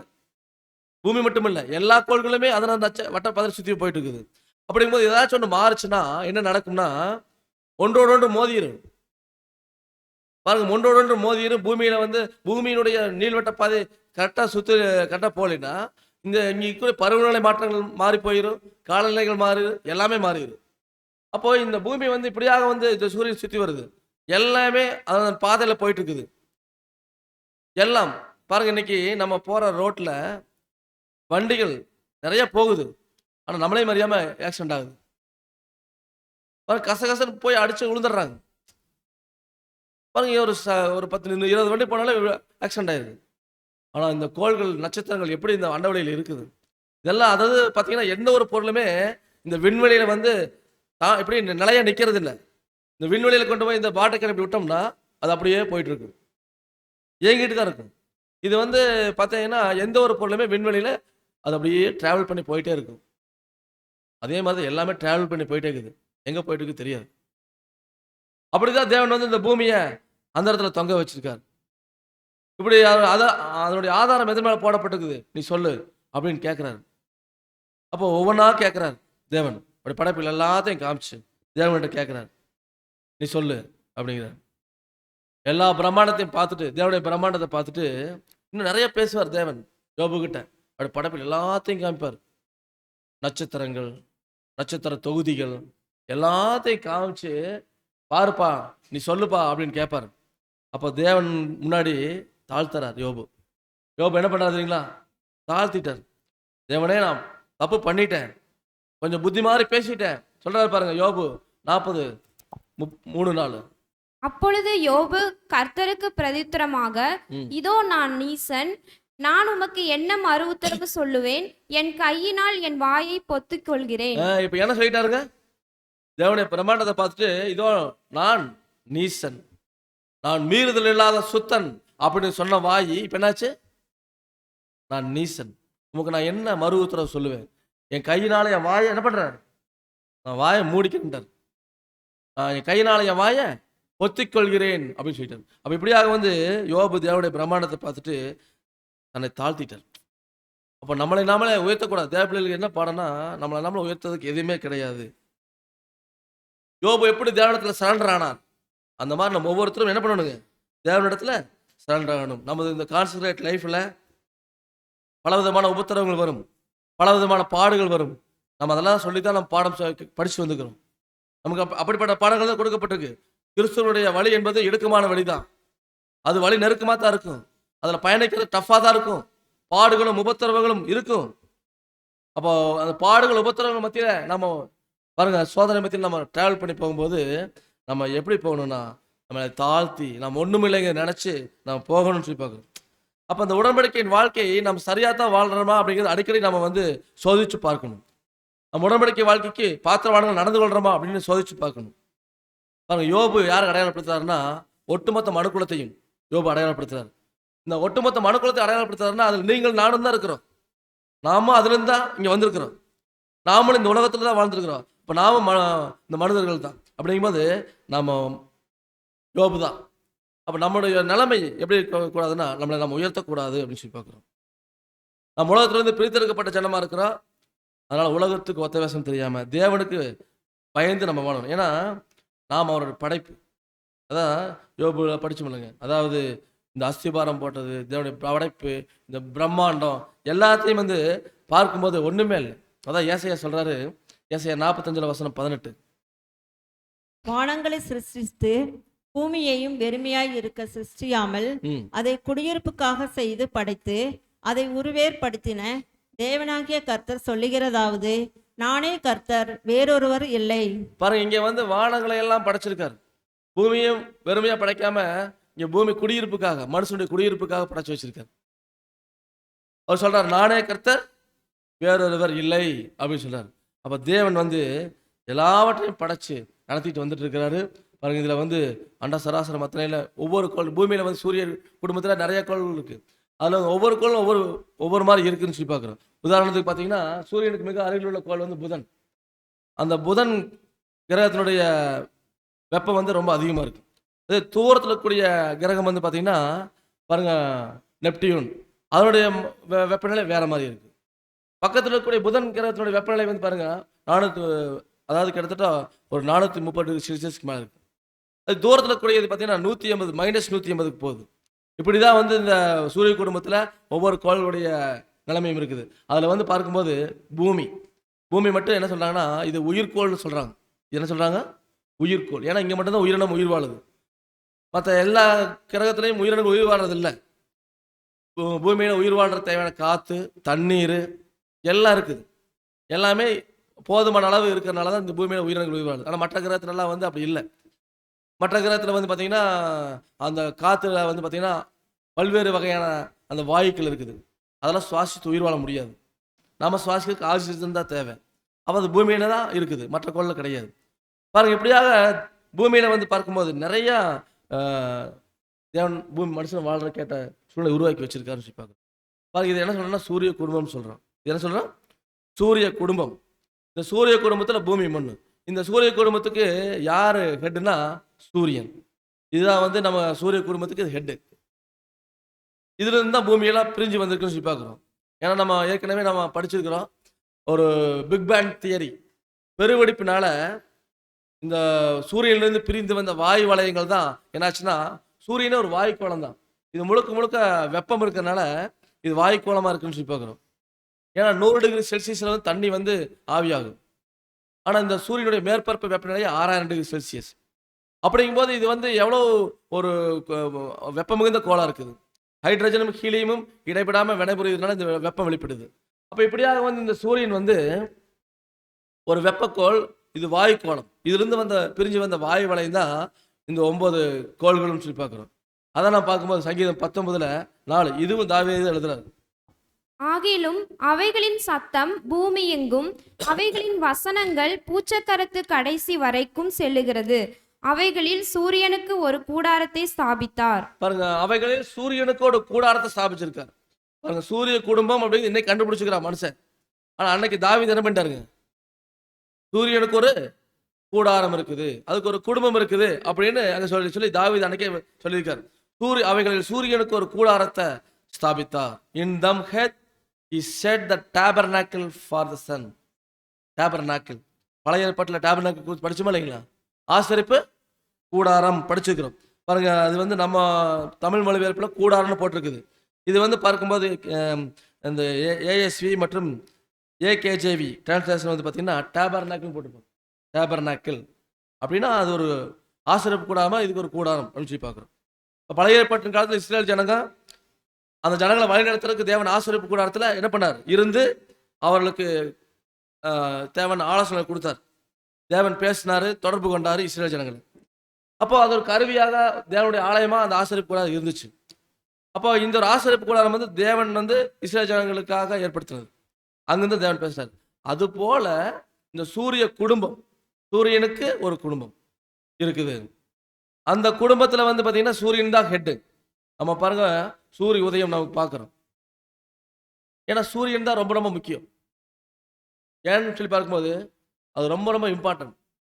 ஏன் இம்பார்ட்டன்ட் அப்படின்னு சொல்லி கேள்வி கேட்டோம்னா, சூரியன் இல்லாட்டி பூமியில் உயிர் வாழாது, காற்று உருவாகாது, ஆக்சிஜன் உருவாகாது, தண்ணீர் உருவாகாது, அப்புறம் உயிர் சக்தி இருக்காது. எல்லாத்துக்கும் காரணம் அந்த சூரியன் தான். சூரியன் இல்லாட்டி ஒண்ணுமே கிடையாது. பாருங்க, பூமியில வாஷிங் சிஸ்டம், பூமியில் நமது ஆக்சிஜன் சப்ளை ஒளிச்சேர்க்கை மூலம் உற்பத்தி செய்யப்படுகிறது. இது தாவரங்களின் இலைகளில் நிகழ்கிறது. இவை அனைத்தும் சூரியனால் ஏற்படுகிறது. நமது அனைத்து உணவும் விநியோகமும் அதை சார்ந்தே உள்ளது. நிலக்கரி, எண்ணெய், எரிவாயு அல்லது மின்சாரம் என நமது அனைத்து ஆற்றலும் முதலில் சூரியனில் இருந்தே வந்தது. ஆம், அனைத்து உயிர்களும் சூரியனை சார்ந்தே உள்ளன. நமது சூரியன் ஹைட்ரஜன் ஹீலியமாக மாற்றப்படும் அணுக்கரு இணைவில் ஆற்றலால் உண்மையில் எரிந்து கொண்டிருக்கிறது. ஆமா, இப்படி பாருங்க, சூரியன் தான் எல்லாமே. நம்ம இந்த பூமி இயங்குறதுக்கு, இங்க உயிரினங்கள் உயிர் வாழ்றதுக்கு எல்லாமே சூரியன் தான். நம்ம சாப்பிட்ற சாப்பாடு எப்படி கிடைக்குது? தாவரங்கள் வந்து சூரிய ஒளி இல்லாட்டி உயிர் வாழ முடியாது. ஒளிச்சேர்க்கையின் மூலமாக தாவரத்துக்கு தேவையான உணவு அங்கே உற்பத்தி செய்யப்படுது. அந்த தாவரத்திலிருந்து உற்பத்தி செய்யப்படுற அந்த பருப்பு, தானியங்களை, காய்கறிகளை, பழங்களை நம்ம சாப்பிட்றோம். அப்போ இது எல்லாமே பாருங்க, இந்த சூரியன் தான் மையமா இருக்குது. எல்லாமே சூரியனால தான் கிடைக்குது. இந்த உணவு விநியோகம், காற்று, தண்ணீர் எல்லாமே. அதே நேரத்தில் நம்முடைய ஆற்றல், இந்த ஃபேன் ஓடுதுன்னா அதுக்கு காரணம் சூரியன் தான். அதுக்கு தேவையான மின்சாரம் எல்லாமே சூரியன்லேருந்து தான் வருது. அப்படிங்கும்போது சூரியனை சார்ந்தே நாம் உள்ளோம். சூரியன் இல்லாட்டி நம்ம ஒன்றுமே இல்லைன்னு சொல்லி பார்க்குறோம். இப்படியாக வந்து இந்த சூரிய குடும்பத்தில் 9 கோள்கள் இப்படி இருக்குன்னு சொல்லி பார்க்குறோம். அப்போ இந்த சூரியன் எப்படிப்பட்ட சூரியன், எவ்வளோ பெருசு பாருங்க. சூரியனை வந்து கம்பேர் பண்ணும்போது நம்ம கவனிக்கலாம். நம்ம சூரிய குடும்பத்தில் சூரியன் இருக்கு, மற்ற கோள்கள் எப்படி இருக்கு பாருங்க, ஒரு கம்பாரிசன். வசனம் இந்த இது படிங்க சிஸ்டர். சூரியன் பூமியை விட கற்பனை செய்ய முடியாத அளவு மிக பெரியது. இது எவ்வளவு பெரியது என்றால், இதன் விட்டம் பூமியின் விட்டத்தை போல சுமார் 109 மடங்கு ஆகும். மேலும் சூரியனுக்குள் சுமார் 13 லட்சம் பூமிகளை அடக்கிவிட முடியும். இந்த மலைக்க வைக்கும் அளவிலான வித்தியாசத்தை உணர்ந்து கொள்ள ஒரு உதாரணத்தை கூறலாம். சூரியன் ஒரு சாதாரண கூடை பந்தின் அளவில் இருப்பதாக கொண்டால், பூமி ஒரு ஊசியின் முனையின் அளவே உள்ள மிக சிறிய துகளாகத்தான் இருக்கும். என்ன சொல்ல வராங்கன்னா, சூரியன் எவ்வளவு பெருசு அப்படின்னு சொல்ல வந்தோம்னா, அதாவது விட்டம் என்பது பாருங்க, அந்த வட்டத்துல வந்து மையத்துல வராத விட்டம். அது மாதிரி சூரியனுடைய அந்த விட்டம் எவ்வளவு பெருசுன்னா, நம்ம பூமியின் விட்டத்தை போல 109 மடங்கா. நம்ம பூமியின் விட்டத்தை போல புரிந்து கொள்ள முடியுதுங்களா? கொஞ்சம் பாடத்தை நீங்கள் வந்து நம்ம கொஞ்சம் கூர்ந்து கேட்டீங்கன்னா தான் புரியும். அதாவது பூமியின் விட்டம் அப்படிங்கிறது ஒரு வட்டமாக இருக்குன்னா, அது நடு மையத்தில் வரதான் விட்டம். அது விட்டம் வந்து 109 மடங்கு. 109 பூமி இப்படி அடுக்கி வச்சுட்டு அப்படியே இல்லை, இந்த வரிசையில் அடுக்கி வச்சுட்டு போனோம்னா 109 பூமி அடுக்கும்போது எவ்வளோ பெருசாக இருக்கும்? அவ்வளோ பெருசு சூரியனுடைய விட்டம். நம்ம பூமி மாதிரி 13 லட்சம் பூமியை சூரியனுக்குள்ள அடுக்கலாமா? சூரியனுக்குள்ள பூமி பந்தை எடுத்து 13 லட்சம் பூமியை அடுக்கலாமா? 13 லட்சம் பூமியை அடுக்கிற அளவுக்கு சூரியன் பெருசு. அப்போ எவ்வளோ பெருசுன்னு பாருங்க சூரியன். நம்ம பூமி மாதிரி 13 லட்சம் பூமி அது வந்து உள்ளடக்குமா. அப்படின்னா ஒரு சின்ன ஒரு பூமி வந்து சூரியனில் கப்ப ஒரு ஊசி முனை மாதிரி தான் இருக்குதுன்னு சொல்லி பார்க்கணும். அவ்வளோ சிறுசு நம்ம பூமி. அப்படியாக வந்து பாருங்க, இந்த சூரிய குடும்பத்தில் எல்லாமே பாருங்க, அதில் கூடிய பெரிய பெரிய கோள்கள். நெப்டியூன் கம்பேர் பண்ணுறாங்க பாருங்க. பூமிக்கு நெப்டியூனுக்கு கம்பேர் பண்ணா பூமி பாருங்க 12,756 கிலோமீட்டர் அது விட்டம். ஆனால் நெப்டியூனுடைய விட்டம் வந்து பார்த்தீங்கன்னா எத்தனை வருதுங்க? 49,528 பாருங்க. அதில் பார்க்கும்போது ஒரு வீடியோ பாருங்க. இது சூரியனோட விட்டம் 13,96,000 கிலோமீட்டர்.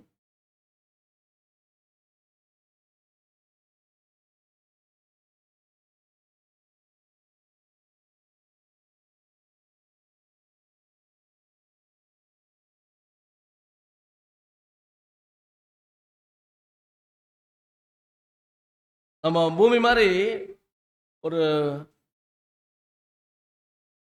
கிட்டத்தட்ட எத்தனை பூமி அடக்கலாங்க?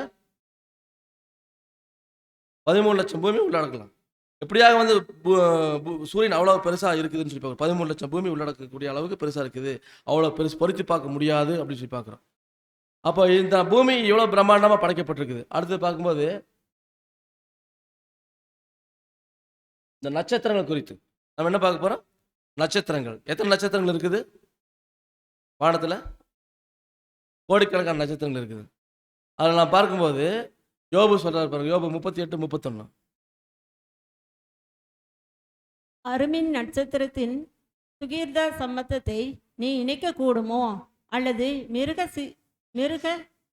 சீரியத்தின் கட்டுகளை அவிழ்ப்பாயோ? இப்போ என்ன சொல்ல வர்றாருன்னா, அருமின் நட்சத்திரத்தினுடைய சுகிர்த சம்பத்தை நீ இணைக்க கூடுமா, அல்லது மிருக சீரியத்தின் கட்டுகளை நீ அவிழ்ப்பாயோ அப்படிங்கிறது. இது அருமின் நட்சத்திர தொகுதி. கவனிங்க, அருமின் நட்சத்திர தொகுதி இப்படிதான் இருக்குது பாருங்க. இதுவும் நிறைய வீடியோ வரும், கவனிச்சு பாருங்க. தெரியவே இல்லை, அது மறைச்ச என்னத்தை தெரியும் கொஞ்சம்.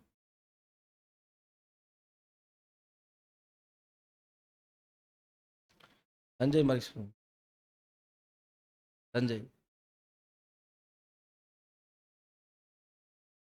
இது வந்து ஓரியன் இந்த ஹண்டர், வேட்டைக்கார நட்சத்திரம் சொல்லுவாங்க. அதான் சொல்றாரு யோபு 38 வசனம் 32-33. ராசிகளை அதினதின் காலத்திலே வரப்பண்ணுவாயோ, துருவ சக்கர நட்சத்திரத்தையும் அதை சேர்ந்த நட்சத்திரங்களையும் வழிநடத்துவாயோ? வானத்தின் நியமங்களை நீ அறிவாயோ? அது பூமியை ஆளும் ஆளுகையை நீ திட்டம் பண்ணுவாயோ? பாருங்க, இன்னைக்கு ராசியெல்லாம் அதாவது காலத்துல வர்றதெல்லாம் இன்னைக்கு மற்ற புறஜாதி மக்கள் வந்து இந்தந்த ராசி இந்தந்த காலத்துல வருதுங்கிறாங்க. அதெல்லாம் வந்து தேவன் சொல்றாரு, ராசிகள் அதன் காலத்துல நீ வர பண்ணுவாயோ, துருவச்சக்கர நட்சத்திரத்தையும் அதை சேர்ந்த நட்சத்திரத்தை வழிநடத்துவாயோ. இதெல்லாமே நட்சத்திர தொகுதிகள். இதெல்லாம் வந்து நம்ம வழிநடத்த முடியாது. இந்த நட்சத்திர தொகுதிகள் இன்னைக்கு வானத்துல இருக்குது. இதெல்லாம் வந்து நம்ம வந்து பார்க்கும்போது நம்ம படிக்கிறோம் பார்க்குறோம் எல்லாம் ஓகே தான். இது நட்சத்திர தொகுதிகள், ஒவ்வொரு நட்சத்திர தொகுதிகள். நம்ம வானத்தை நம்ம அப்சர்வ் பண்ணி பார்த்தா தான் இந்த நட்சத்திரங்கள் நம்ம கண்டுபிடிக்க முடியும். சாதாரணமாக பார்த்தா வெறும் நட்சத்திரம் மாதிரி தான் தெரியும். அதான் சொல்றாரு பாருங்க, அருமின் நட்சத்திரத்தில் சுகித சம்பத்தை நீ இணைக்க கூடுமான்னு கேட்குறாரு, அல்லது மிருக சீரியத்தின் கட்டுக்கள் நீ அவிழ்ப்பாயோ அப்படின்னு கேட்குறாரு. இதில் போட்டிருக்கு பாருங்க, இந்த அருமின் நட்சத்திர தொகுதி. இந்த அருமின் நட்சத்திரங்களை பார்க்கும்போது அது சொல்றாரு பார்த்தீங்கன்னா, இந்த ஆர்கட்ரஸ், இந்த ரெட் ஜெயின் அப்படின்னு சொல்றாங்க, ரெட் ஜெயின் ஸ்டார். அந்த நட்சத்திரங்கள் வந்து பார்க்கும்போது ஒரு குரூப் ஆஃப் நட்சத்திரங்கள். அது சுகிர சம்பத்து வந்து பார்த்தீங்கன்னா பாருங்க, அடுத்துல பார்க்கும்போது படிங்க சிஸ்டர். ஆர்கட்ரஸ் ஸ்போர்ட்ஸ் விண்மீன் தொகுப்பில் உள்ள மிகச்சிறந்த மற்றும் பிரகாசமான சிவப்பு ராட்சச நட்சத்திரம் இதுவாகும். விவிலிய பின்னணி பழைய விவிலிய மொழிபெயர்ப்புகளில் இந்த வார்த்தை பயன்படுத்தப்பட்டாலும் யோபு புஸ்தகத்தில் குறிப்பிடப்படும் ஆர்கட்ரஸ் என்பது பொதுவாக உர்சா மேசர் பெரிய விண்மீன் தொகுப்பை குறிக்கிறது. அப்ப இது வந்து பாத்தீங்கன்னா இது பெருங்கரடின்னு சொல்லுவாங்க. இந்த நட்சத்திர தொகுதி பெருங்கரடின்னு சொல்லுவாங்க, உர்சா மேசர் அப்படின்னு சொல்லுவாங்க. இது வந்து யோபு புத்தகத்தில் கூடப்பட்டிருக்கக்கூடிய ஆர்கட்டரஸ் அப்படிங்கிறத உர்சா மேசர். இந்த நட்சத்திரங்கள் பார்த்தீங்கன்னா இதெல்லாம் வந்து பாருங்க ஒரே அருமின் நட்சத்திர தொகுதி. அது அப்படியே ஒரே மாதிரி டிராவல் பண்ணி போயிட்டு இருக்குது, கொஞ்சம் கூட மாறுறதில்லை. அதான் சொல்றாரு, அதனை வந்து இணைக்க கூடுமா அப்படிங்கிறாரு. அடுத்து மிருக சீரிசம், துருவ நட்சத்திரம். அந்த துருவ நட்சத்திரத்தை வந்து நீ என்ன பண்ண முடியுமா கேட்குறாரு. போலரைஸ் அப்படின்னு சொல்றாங்க. அந்த போலரைஸ் அப்படிங்கக்கூடிய இதை படிக்கும்போது படிங்க. போலாரிஸ் என்பது வட துருவத்திற்கு நேராக வானில் அமைந்துள்ள துருவ நட்சத்திரம் ஆகும். ம் பூமியின் சுழற்சி அச்சுக்கு மிக அருகில் இருப்பதால் இது இரவில் நகராமல் ஒரே திசையில் நிலைத்திருக்கும். ம் இது மாலுமிகளுக்கும் வழிபோக்கர்களுக்கும் வடக்கு திசையை கண்டறிய பல நூற்றாண்டுகளாக முக்கிய வழிகாட்டியாக பயன்படுகிறது. பாருங்க, இன்னைக்கு வந்து பாத்தீங்கன்னா இந்த நட்சத்திரம் போலாரிஸ் அப்படிங்கிற அந்த துருவ சக்கர நட்சத்திரம் வந்து இது வந்து பாத்தீங்கன்னா வானத்துல அமைஞ்சுள்ள துருவ நட்சத்திரம் இருக்கிறோம். இது பூமியின் சுழற்சிக்கு ரொம்ப பக்கத்துல இருக்குது. இரவுல வந்து பாத்தீங்கன்னா வடக்கு திசையை காமிக்கும். பாருங்க, நடுக்கடல்ல போயிட்டா திசை தெரியாது. நடுக்கடல்ல போயிட்டா திசை தெரியாது. அப்போ கடல்ல பயணிக்கக்கூடிய மாலுமிகளுக்கெல்லாம் வந்து பாத்தீங்கன்னா அவங்க இந்த ஸ்டார்ஸ் பார்த்தா போவாங்க, நட்சத்திரங்களை பார்த்தா போவாங்க. இந்த நட்சத்திரம் இந்த பக்கம் இருக்கும், கிழக்கு இந்த நட்சத்திரம் இருக்கும், வடக்கு இந்த நட்சத்திரம் இருக்கும், தெற்கு இந்த நட்சத்திரம் இருக்கும் அப்படின்னு பார்த்து அப்படிதான் போவாங்க. அதுல வந்து முக்கியமா இந்த துருவ சக்கர நட்சத்திரம் போலாரிஸ் அப்படிங்கக்கூடிய இந்த நட்சத்திரம் வந்து மாலுமிகளுக்கும் வழிபோக்களுக்கும் வடக்கு திசையை வந்து கண்டறிய உதவும். வடக்கு திசை எங்கே நைட் நேரத்தில் நடுக்காட்டுலையோ அல்லது கடல்லையோ போகும்போது தெரியாது. அப்போ அந்த போலரைஸ் பார்த்தோம்னா ஓ இது அது எங்கே இருக்குது, அதுதான் வடக்கு திசை. இப்படிதான் பல நூற்றாண்டுகளா கடல்ல போற அவங்களுக்கெல்லாம் வழிகாட்டினா ஒரு வழிகாட்டி. இன்னைக்கு வந்து கேம்பஸ் வந்துச்சு, அதை வச்சு இன்னைக்கு பார்த்துட்டு போறாங்க. வடக்கு எதுங்கிறது அந்த அந்த காந்த ஊசி முனை காமிச்சிடும். அப்ப சொல்றாரு இதெல்லாம் வந்து ஒரே நட்சத்திர தொகுதி ஒரே மாதிரி போகுது, டிராவல் பண்ணுது. அவனுடைய நியமத்தை நீ அறிவாயோன்னு கேட்கிறாரு. இதெல்லாம் தேவன் நம்ம கிட்ட பேசுறாரு. இதெல்லாம் எவ்வளவு பிரம்மாண்டமா நான் வந்து வழிநடத்திட்டு இருக்கிறேன்.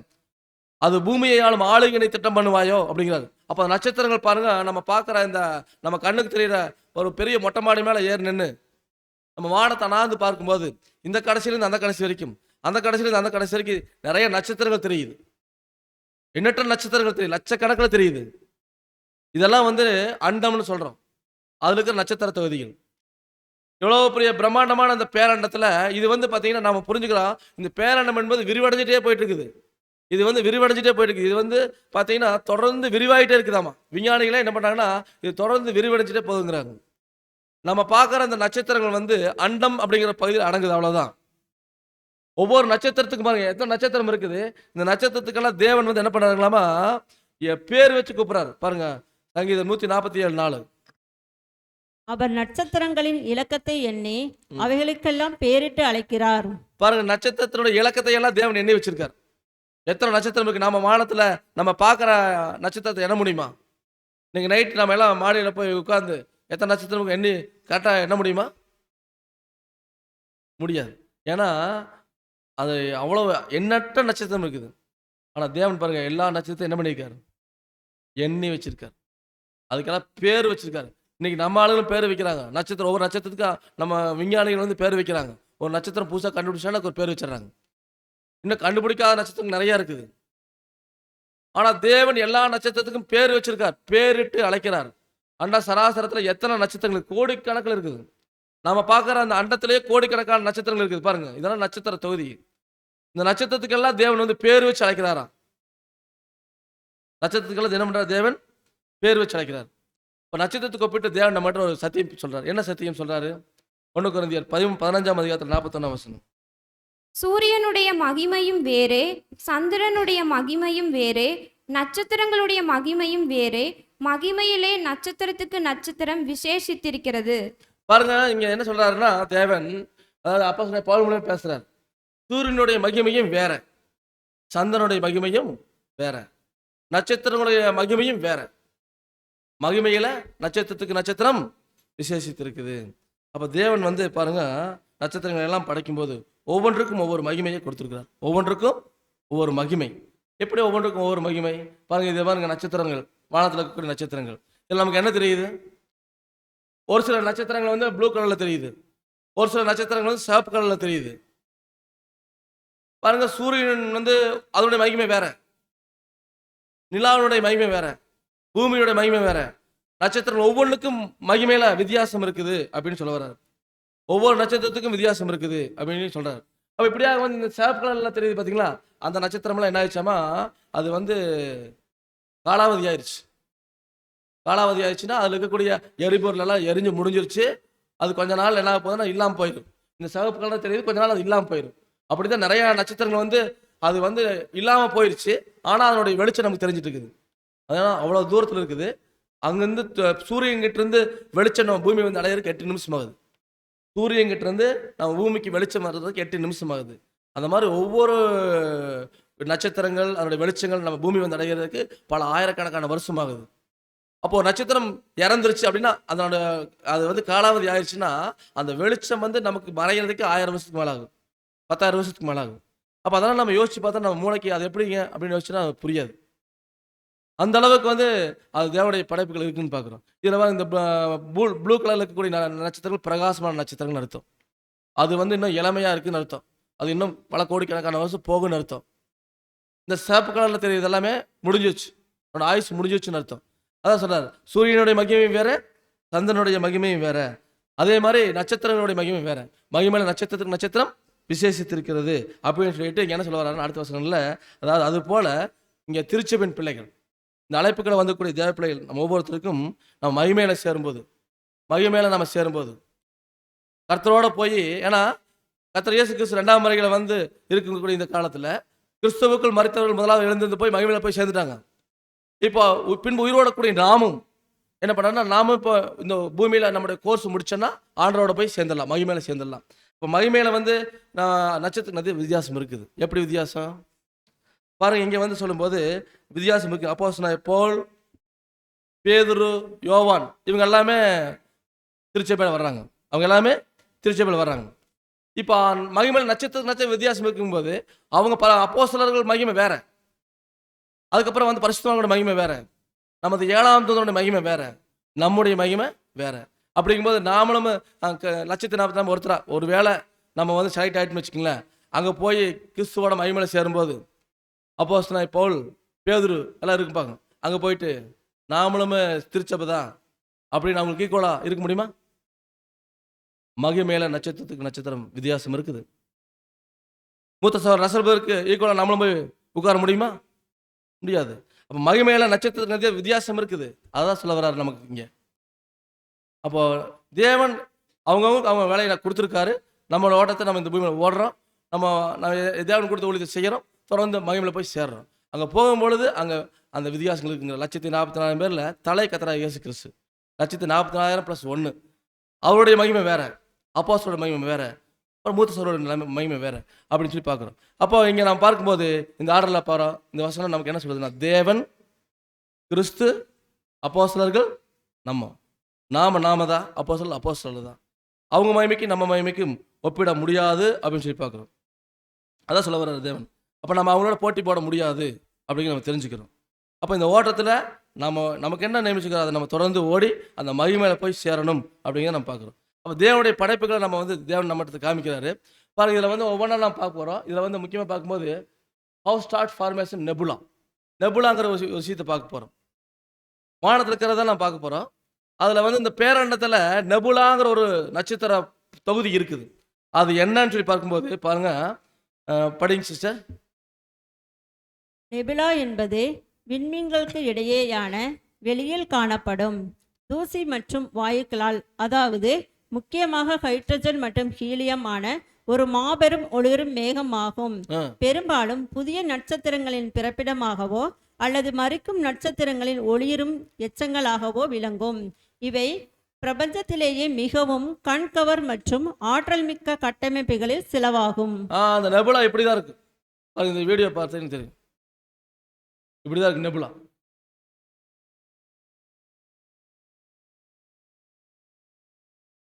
அப்போ இந்த நெபுலா என்பது அந்த பேரண்டத்தில் இருக்குது. இது வந்து பார்க்கும்போது இது வந்து விண்மீன்களுக்கு இடையான வெளியில் காணப்படக்கூடிய தூசு மற்றும் வாய்க்கில், அது பொதுவாக வந்து ஒரு நட்சத்திரம் வந்து இல்லாமல் போகும்போது வெடிச்சிடும். அதனுடைய இருக்கக்கூடிய அந்த எரிபொருள்லாம் தீர்ந்துருச்சுன்னா அது வெடித்து செதறிடும். வெடித்து செதறும் போது என்ன ஆகும்னா மிகப்பெரிய தூசு படலமாக இந்த வானவெளியில் பரவும். அதை ஒவ்வொன்றுமே பாருங்கள், அப்படியே கொஞ்ச காலம் அப்படியே அது பிரகாசிக்கும்.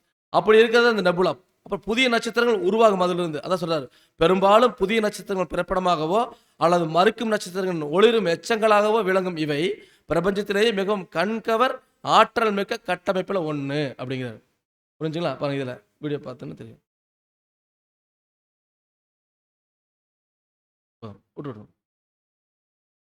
விட்டு அப்படியே விட்டு. இதுதான் நெபுலா. நம்ம இதில் பார்க்கக்கூடிய நெபுலா வந்து இதுதான். வானத்தில் இந்த நட்சத்திரங்களுடைய எச்சங்கள் அது தனியாக ஒரு பகுதியில் நிறைய அது பறந்து விரிந்து இருக்குது. இப்படியாக வெடிச்சு செதறும் பொழுது அது பிரம்மாண்டமான ஒரு இடத்தை ஆக்குப்பை பண்ணிடுது.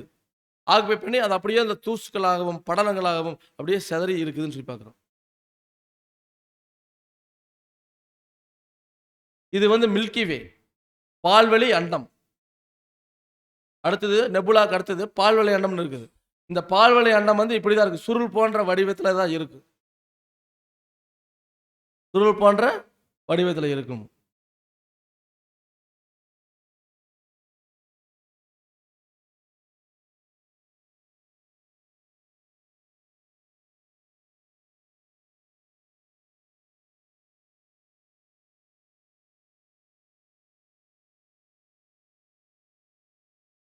அடுத்து இந்த மில்கி வே தான் நம்ம பார்த்தோம். சுருள் போன்ற அமைப்பு பால்வெளி அண்டம். இந்த பால்வெளி அண்டத்தை பாருங்க, இதில் பல கோடிக்கணக்கான பால்வெளி அண்டத்தில் வந்து பல அண்டங்கள் இருக்குது. அண்டம் என்பது நம்ம பார்க்குற கண்ணில் தெரிகிற இந்த கடைசிலேருந்து அந்த கடைசி, அந்த கடைசியில் இந்த கடைசி நட்சத்திரத்துறை, இது அண்டம். இது போல பல அண்டங்கள் வந்து இந்த பால்வெளி அண்டத்தில் இருக்குது. அப்படி இந்த பால்வெளி அண்டத்தில் ஒரு சின்ன ஒரு நட்சத்திரம் தான் நம்ம சூரியன். அந்த சின்ன நட்சத்திரத்தில் நம்ம பூமியும் ஒரு கோளாக இருக்குது அப்படின்னு சொல்லி பார்க்குறோம். அப்போ இந்த பால்வெளி அண்டம் என்பது நம்ம வாழக்கூடிய இந்த பூமி இதில் தான் இந்த பால்வெளி அண்டத்தில் இருக்குது. நம்ம சூரிய குடும்பம் இதில் தான் இருக்குதுன்னு சொல்லி பார்க்குறோம். பாருங்கள், இதை நான் பார்க்கும்போது how many suns are in the Milky Way, அதாவது ஒவ்வொரு நட்சத்திரமும் சூரியன் தான், தானாக ஒளி தர எல்லாமே சூரியன் தான். அதில் வந்து நம்ம சூரியனும் இந்த பால்வெளி அண்டத்தில் தான் இருக்குது. இதில் குறிப்பாக 200 பில்லியன் நட்சத்திரம் இருக்குது இந்த பால்வெளி அண்டத்தில். பால்வெளி அண்டத்தில் எத்தனை பில்லியன் நட்சத்திரம் இருக்குங்க? 200 பில்லியன் நட்சத்திரங்கள் இந்த பால்வெளி அண்டத்தில் இருக்குது. நம்ம பால்வெளி அண்டத்தில் இந்த மாதிரி எண்ணற்ற பால்வெளி அண்டம் இருக்குது. அதாவது நம்ம வாழ்கிற சூரிய குடும்பம் இந்த பால்வெளி அண்டத்தில் இருக்குது. நம்ம வாழ்கிற இந்த பால்வெளி அண்டத்தில் கிட்டத்தட்ட 200 பில்லியன் நட்சத்திரங்கள் இருக்குது. மில்லியன் இல்லை, பில்லியன். அப்போ இப்படியாக வந்து தட் கிவ்ஸ் சயின்டிஸ்ட் சொல்கிறாங்க, அதாவது ஏகப்பட்ட நட்சத்திரங்கள் இது இருக்குது அப்படிங்கிறத தெளிவாக சொல்கிறாங்க. இதை வந்து ஆராய்ச்சியாளர் கண்டுபிடிக்கிறாங்க. இதில் வந்து ஒரு கருத்துளை மையம் இருக்குங்கிறாங்க. கருத்துளை மையம் சென்ட்ரலில் இருக்குது. அது குறித்து ஆராய்ச்சிகள் இன்னைக்கு வரைக்கும் பண்ணிட்டு இருக்கிறாங்க ஆராய்ச்சியாளர்கள். இப்படியாக வந்து பாருங்க, இந்த மில்கி வே அது குறித்து பார்க்கும்போது படிங்க, பால்வெளி அண்டம் தமிழுக்கு படிங்க. பால்வெளி மண்டலம் என்பது நமது சூரிய குடும்பத்தை கொண்ட ஒரு பட்டை சுருள் விண்மீன் மண்டலம் ஆகும். சுமார் 1,00,000 ஒளியாண்டுகள் விட்டம் கொண்ட இது 100 பில்லியனுக்கும் அதிகமான விண்மீன்களை தன்னகத்தே கொண்டுள்ளது. பூமியானது இதன் மையத்திலிருந்து சுமார் 26,000 ஒளியாண்டுகள் தொலைவில் அமைந்துள்ளது. மைய பகுதியில் சாஜிட்டேரியஸ் ஏ எனப்படும் ஒரு பிரம்மாண்டமான கருத்துளை உள்ளது. பாருங்க, அந்த கருத்துளை தான் நம்ம பார்த்தோம்.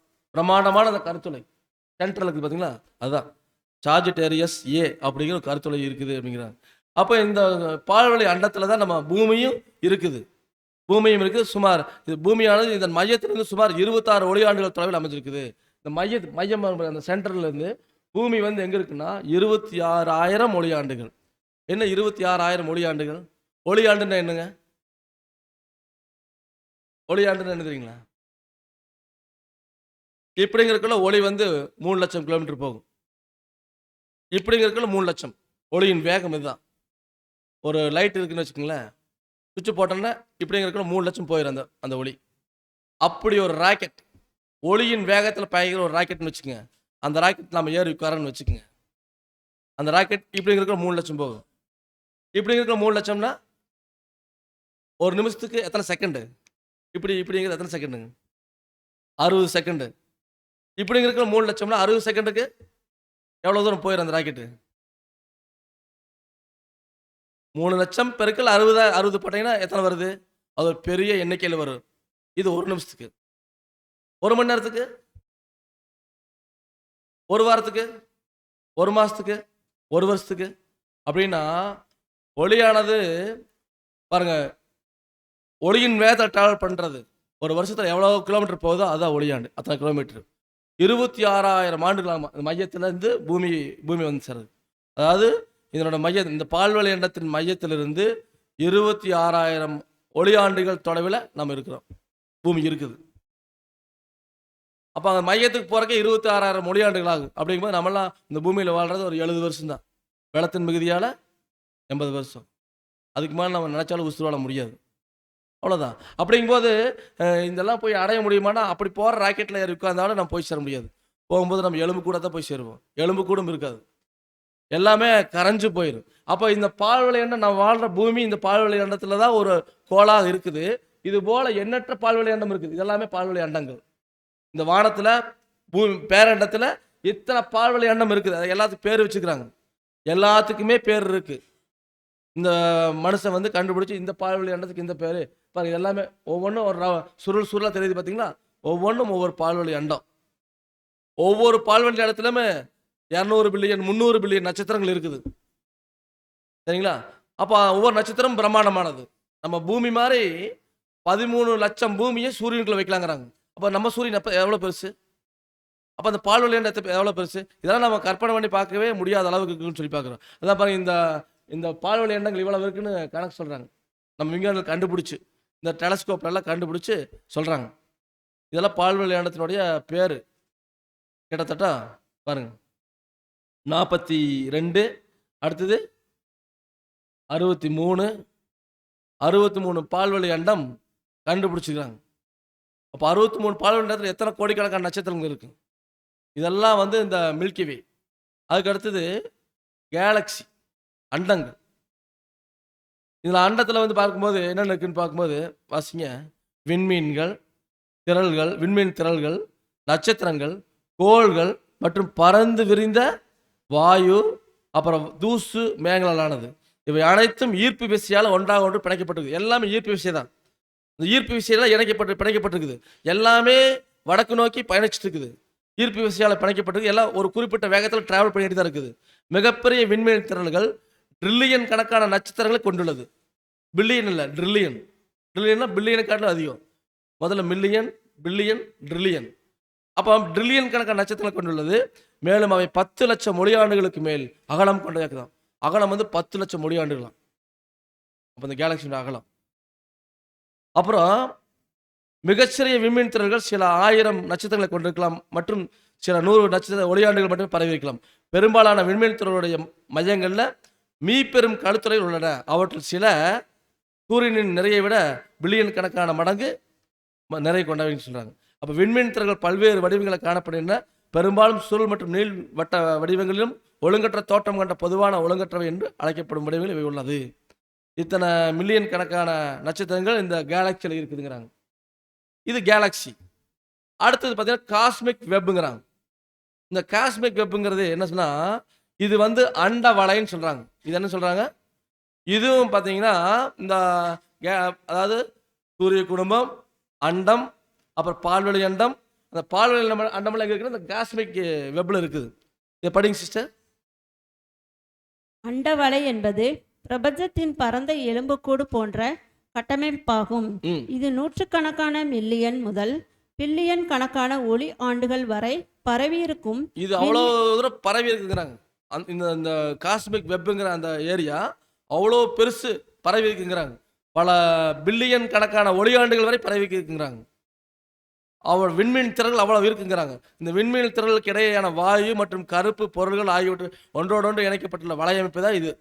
இது பிரபஞ்சத்தின் அடிப்படை கட்டமைப்பை வரையறுத்து விண்மீன் திரள் எங்கே எப்படி பரிணமிக்கிறது என்பது தீர்மானிக்கிறது இந்த இதுன்னு சொல்றாங்க. இது காஸ்மிக் வெப். இதெல்லாம் நம்ம இருக்கக்கூடிய இந்த அட்மாஸ்பியர்ல இருக்குது. அடுத்தது பார்க்குறோம் யூனிவர்ஸ். இந்த யூனிவர்ஸ் என்பது நம்ம சொல்ற பிரபஞ்சம் அப்படின்னு சொல்றோம். இந்த பிரபஞ்சத்தை குறித்து பார்க்கும்போது பிரபஞ்சத்தை குறித்து படிங்க சிஸ்டர். பிரபஞ்சம் என்பது தற்போதுள்ள அனைத்து வெளி காலம், பருப்பொருள் மற்றும் ஆற்றல் ஆகியவற்றின் தொகுப்பாகும். இது அணுவின் உட்பகுதி துகள்கள் முதல் பிரம்மாண்டமான விண்மீன் மண்டலங்களின் பெருங்கூட்டங்கள் வரையிலான அனைத்தையும் உள்ளடக்கியது. இதன் வயது சுமார் 13.8 பில்லியன் ஆண்டுகள் என மதிப்பிடப்பட்டுள்ளது. இது தொடர்ந்து விரிவடைந்து வருகிறது. இந்த யூனிவர்சல் வந்து வயசு வந்து பார்த்தீங்கன்னா 13.8 பில்லியன் ஆண்டுகள் ஆச்சுன்னு மதிப்பிடுறாங்க. இது தொடர்ந்து விரிவடைஞ்சிட்டே இருக்குதாமா. இது தொடர்ந்து விரிவாயிட்டு அதனுடைய விட்டம் அதனுடைய பரப்பளவு பெருசா போயிட்டே இருக்குன்னு சொல்றாரு. தொடர்ந்து விரிவடைஞ்சிட்டே வருது. மேலும் இதனுடைய அவதரிக்கக்கூடிய விட்டம் சுமார் 93 பில்லியன் ஒளியாண்டுகள் ஆகுமாம். அந்த விட்டமே 93 பில்லியன், அவ்வளோ பெருசு. அதெல்லாம் நம்ம யோசிக்கவே முடியாது. அந்த அளவுக்கு அதனுடைய விட்டம் இருக்குது அப்படின்னு சொல்றாரு. புரிஞ்சுங்களா? அப்போ நமது பிரபஞ்சத்தின் அளவையும் பரிணாம வளர்ச்சியும் நன்கு புரிந்து கொள்ள விஞ்ஞானிகளும் வானிலையாளர்களும் அதன் கூறுகள் மற்றும் தோற்றம் குறித்து தொடர்ந்து ஆராய்ச்சி பண்ணிட்டு வர்றாங்க. இன்னும் முடிவு வரல. அதான் நம்ம படிக்கிறோம் ஆதியாகமம் 1ஆம் அதிகாரத்தில் 1வது வசனம். ஆதியிலே தேவன் வானத்தையும் பூமியையும் சிருஷ்டித்தார். முடிஞ்சுங்களா? ஆதியிலே தேவன், ஒரே வசனத்துல நம்ம படிச்சா என்ன புரியும்? ஆதியிலே தேவன் வானத்தையும் பூமியையும் சிருஷ்டித்தார் அப்படின்னா தேவன் சிருஷ்டித்தார். எப்படி சிருஷ்டித்தார்? எப்படி எல்லாம் அங்க சிருஷ்டிக்கப்பட்டிருக்குது இப்ப பார்த்தோமா இல்லைங்களா?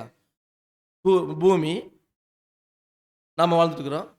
இது சூரிய குடும்பத்தில் இருக்குது. இந்த சூரிய குடும்பம் பால்வெளி அண்டத்தில் இருக்குது. இந்த அண்டம் பால்வெளி அண்டத்தில் இருக்குது. பால்வெளி அண்டம் காஸ்மிக் வெப்பில் இருக்குது. காஸ்மிக் வெப்பு யூனிவர்ஸ் இருக்குது. யூனிவர்ஸ் இன்னைக்கு நான் பார்த்துட்டு இருக்கிறோம். இப்படியாக வந்து தேவன் எல்லாத்தையும் படைச்சிருக்காரு. ஆதியிலே தேவன் வானத்தையும் பூமியும் சிருஷ்டித்தார் அப்படின்னு ஒரே வார்த்தையில வசனம் முடிஞ்சாலும் அவருடைய படைப்பு அவ்வளோ பிரம்மாண்டமானது. பாருங்க, அவர் படைச்சிக்கிற படைப்புகள் எப்படி இருக்குன்னு சொல்லி பார்க்கும்போது பாருங்க, this is make till year ago சொல்றாங்க. this is where you live. நீங்க எங்க இருக்கிறீங்க? இந்த பூமியில. நம்ம பூமியில இருக்கிறோம். இந்த பூமி எங்க இருக்குது? சூரிய குடும்பத்துல ஜூபிட்டர் போன்ற நட்சத்திர கோள்கள்லாம் இருக்குது. நம்ம சூரியன், அப்புறம் சூரியனை காட்டிலும் பெரிய சூரியன்லாம் இருக்குது. இதெல்லாம் வந்து பாருங்க இந்த நட்சத்திர தொகுதியில் இருக்கக்கூடியது. மில்கி வே கேலக்சி. அப்புறம் அதை விட பெரிய மில்கி வே கேலக்சிஸு, அப்புறம் நெபுலா, அப்புறம் யூனிவர்ஸு, இப்படி தான் இந்த வானங்கள் படைக்கப்பட்டிருக்குது. இதெல்லாம் தேவன் வந்து எவ்வளோ பிரம்மாண்டமாக படைச்சி வச்சு நடத்தி இயக்கிட்டு இருக்காரு. எல்லா நட்சத்திரங்களும் அது பாட்டுக்கு போயிட்டு இருக்குது. ஒன்னோட ஒன்று மோதுது. ஆனால் எல்லாத்தையும் கரெக்டாக வழிநடத்துறது தேவன் தான் வழிநடத்தி கொண்டிருக்கிறான்னு சொல்லி பார்க்குறோம். இப்படியாக தேவன் வந்து அவருடைய பிரம்மாண்டத்தை குறித்து நம்ம சொல்லிட்டே போகலாம். அன்பான சகோதரர் சொல்லு எல்லாமே சொல்றாரு தேவன். 8:3-4 உமது விரல்களின் கிரியையாகிய உம்முடைய வானங்களையும் நீர் ஸ்தாபித்த சந்திரனையும் நட்சத்திரங்களையும் நான் பார்க்கும்போது மனுஷனை நீர் நினைக்கிறதற்கும் மனுஷகுமாரனை நீர் விசாரிக்கிறதற்கும் அவன் எம்மாத்திரம் என்கிறேன். இது எல்லாமே அவருடைய விரல்களின் கிரியைகள். ஆண்டவர் தேவன் 2 பேருடைய விரல்களின் கிரியைகள் தான் இது. இவ்வளோ பிரம்மாண்டம். அவங்க ஒரு படம் வரைய மாதிரி வரைஞ்சி வச்சுக்கிறாங்க எல்லாத்தையும். அவருடைய விரல்களின் கிரியைகள் வந்து இவ்வளோ பிரம்மாண்டமாக இருக்குது. அதான் சொல்ல பாருங்க, நீ விரல்களின் கிரியைகளாகி உடைய வானங்களையும் அப்புறம் நீ ஸ்தாபித்த சந்திரனையும் நட்சத்திரங்களையும் நான் பார்க்கும்போது மனுஷனை நீ நினைக்கிறதுக்கும் மனுஷகுமாரனை நீங்கள் விசாரிக்கிறதுக்கும். ஆமாம், இவ்வளோ பெரிய பிரம்மாண்டமான படைப்புகள் இருக்கும்போது தேவன் நம்மளை நினைக்கிறதுக்கு நாம் ஏமாத்துறோம். பார்க்குறோம் எவ்வளோ பெரிய பிரம்மாண்டமான நட்சத்திரங்கள் எல்லாம் இந்த பூமியில் இருக்குது. எல்லாத்தையும் அவருடைய கரம் வந்து சிருஷ்டித்து எல்லாத்தையும் உருவாக்கி இருக்கும்போது நாம் இத்தினோண்டு பூமியில் உட்கார்ந்துட்டு இருக்கிறோம். நம்மளை நினைக்கிறதுக்கு நம்மளை தேவன் நினைக்கிறாரு. என் பையன் என் பொண்ணு அப்படின்னு நினைக்கிறாரு. நம்ம இதுக்கு வந்து தேவன் பார்வையில் ஒன்றுமே இல்லை. பாருங்க, பூமியே ஒரு தூசு மாதிரி இருக்குது. அதான் ஏசாயா 40:15 வாசிக்கிறோம். இதோ ஜாதிகள் ஏற்றச்சாலில் தொங்கும் தூசி போலவும் தராசிலே படிக்கும் தூசி போலவும் எண்ணப்படுகிறார்கள். இதோ தீவுகளை ஒரு அணுவை போல் தூக்குகிறார். இப்போ என்ன சொல்ல வர்றாருன்னா ஏசாயால ஜாதிகள் ஏற்றசாலில் தொங்கும் துளி போல. அந்த ஏற்றசால் அப்படிங்கிறது, அந்த சால் என்பது அந்த காலத்தில் வந்து விவசாயத்து நிலத்தில் வந்து இந்த மோந்து ஊற்றுறதுக்கு பயன்படுத்துகிற சால் சொல்லுவாங்க. அந்த தண்ணி இறச்சி ஊற்றுறதுக்கு. அப்போ நம்ம பக்கெட் கூட எடுத்துக்கலாம். அதில் வந்து பார்த்தீங்கன்னா எவ்வளோ தண்ணி இருக்குது, அதில் வந்து ஒரு துளி போல, துளி தான், ஒரு துளி தண்ணி. இவ்வளோ தண்ணியில் நாமெல்லாம் வந்து ஒரு துளி மாதிரி தான் இருக்கிறோம். இதோ ஜாதிகள் ஏற்ற சாலில் தொங்கும் துளி போலவும் தராசில படியும் தூசு போலவும் என்னப்படுறாங்க. அப்போ தராசு அது இந்த துளி ஒரு சொட்டு தண்ணி எப்படி இருக்குதோ அது மாதிரி தான் இந்த தராசில் படிக்கக்கூடிய ஒரு தூசு பண்ணுறது தான் நம்ம தராசில் படிக்கிற தூசு மாதிரி. ஆனால் நம்ம ஒன்றுமே இல்லை. ஆனால் நம்ம என்ன சொல்கிறோம், நான் யார் தெரியுமா அப்படின்னு மனுஷன் சொல்கிறோம். இந்த அவருடைய படைப்புகள் எவ்வளோ பிரம்மாண்டமாக இருக்குது. அவருடைய அந்த பேரண்டம், அண்டம், பால்வழி அண்டம், நெபுலா, காஸ்மிக் வெப் எல்லாம் பார்த்தோமா இல்லைங்களா? அப்போ இதெல்லாம் பார்த்தோம். அவருடைய படைப்பு, அவருடைய நட்சத்திரங்கள் ஒவ்வொன்றும் எவ்வளோ பெருசாக இருக்குது. சூரியன் எவ்வளோ பெருசு, அந்த அந்த சூரியனை காட்டிலும் பல மடங்கு பெரிய நட்சத்திரங்கள்லாம் இருக்குது. அப்போ சூரியனுக்கு இத்தினோண்டு பூமி, அதில் நாம் திருப்பூர் இத்தினோண்டு பகுதி, அந்த திருப்பூர் இத்தினோண்டு பகுதியில் ஒரு சின்ன இத்தினோண்டு கட்டடம், அந்த கட்டடத்தில் உட்காந்துக்கிற ஒரு சின்ன தூசு,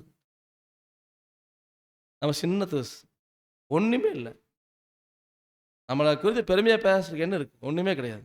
அதான் ஏசாயா 40:22 சொல்கிறாரு, அவர் பூமி உருண்டையின் மேல் வீற்றிருக்கிறவர், அதன் குடிகள் வெட்டு கிளிகளைப் போல இருக்கிறார்கள். அவர் வானங்களை மெல்லிய திரையாக பரப்பி அவைகளை குடியிருக்கிறதற்கான கூடாரமாக விரிக்கிறார். பாருங்க, இப்போ அவர் தேவன் பூமி உருண்டை மேலே வீற்றிருக்கிறார். அவ்வளோ பிரம்மாண்டமான தேவன். அவருடைய கரத்தின் கிரிகள் எவ்வளோ பெருசெல்லாம் உருவாக்கி இருக்குது. அவர் எவ்வளோ பிரம்மாண்டமானவர். அதான் வானம் எனக்கு சிங்காசனம், பூமியும் எனக்கு. அப்போ தேவன் அவ்வளோ பிரம்மாண்டமான தேவன். வானம் அவருக்கு சிங்காசனமாக்குது, பூமியை ஒரு பாதப்படியாக இருக்குது. அப்படின்னா நம்மளாம் பாதப்படி, அவர் பாதம் வைக்கிற ஒரு ஃபுட் ஸ்டூல் தான். நம்மளாம் வெட்டுக்கிளி போல இருக்கிறோம், ஒன்றுமே கிடையாது. அப்போ நம்ம அற்பராகவும் நீசராகவும் தொடத்தரைப்பட்ட கந்தையாகவும் ஒரு வெட்டுக்கிளி போலவும் ஒன்றுமே இல்லாதவங்களை போல நாம் இங்கே இருக்கிறோம்.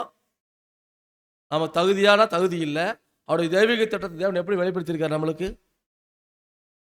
இப்பேற்பட்ட அழைப்பு இத்தனை கோடி ஜனங்களை மத்தியில் நம்மளை கூப்பிட்டு உட்கார வச்சு கூப்பிட்டு அவருடைய தெய்வீக திட்டங்களை ஒவ்வொருதாக சொல்லி கொடுத்துருக்காரு. அப்படியாக நம்ம பார்த்தீங்கன்னா இவ்வளவு திட்டங்களை நம்ம தேவன் கொடுக்க நம்ம பார்த்துருவான்லாம். தூசு போலக்கூடிய நமக்கு தேவன் கொடுக்குறாரு.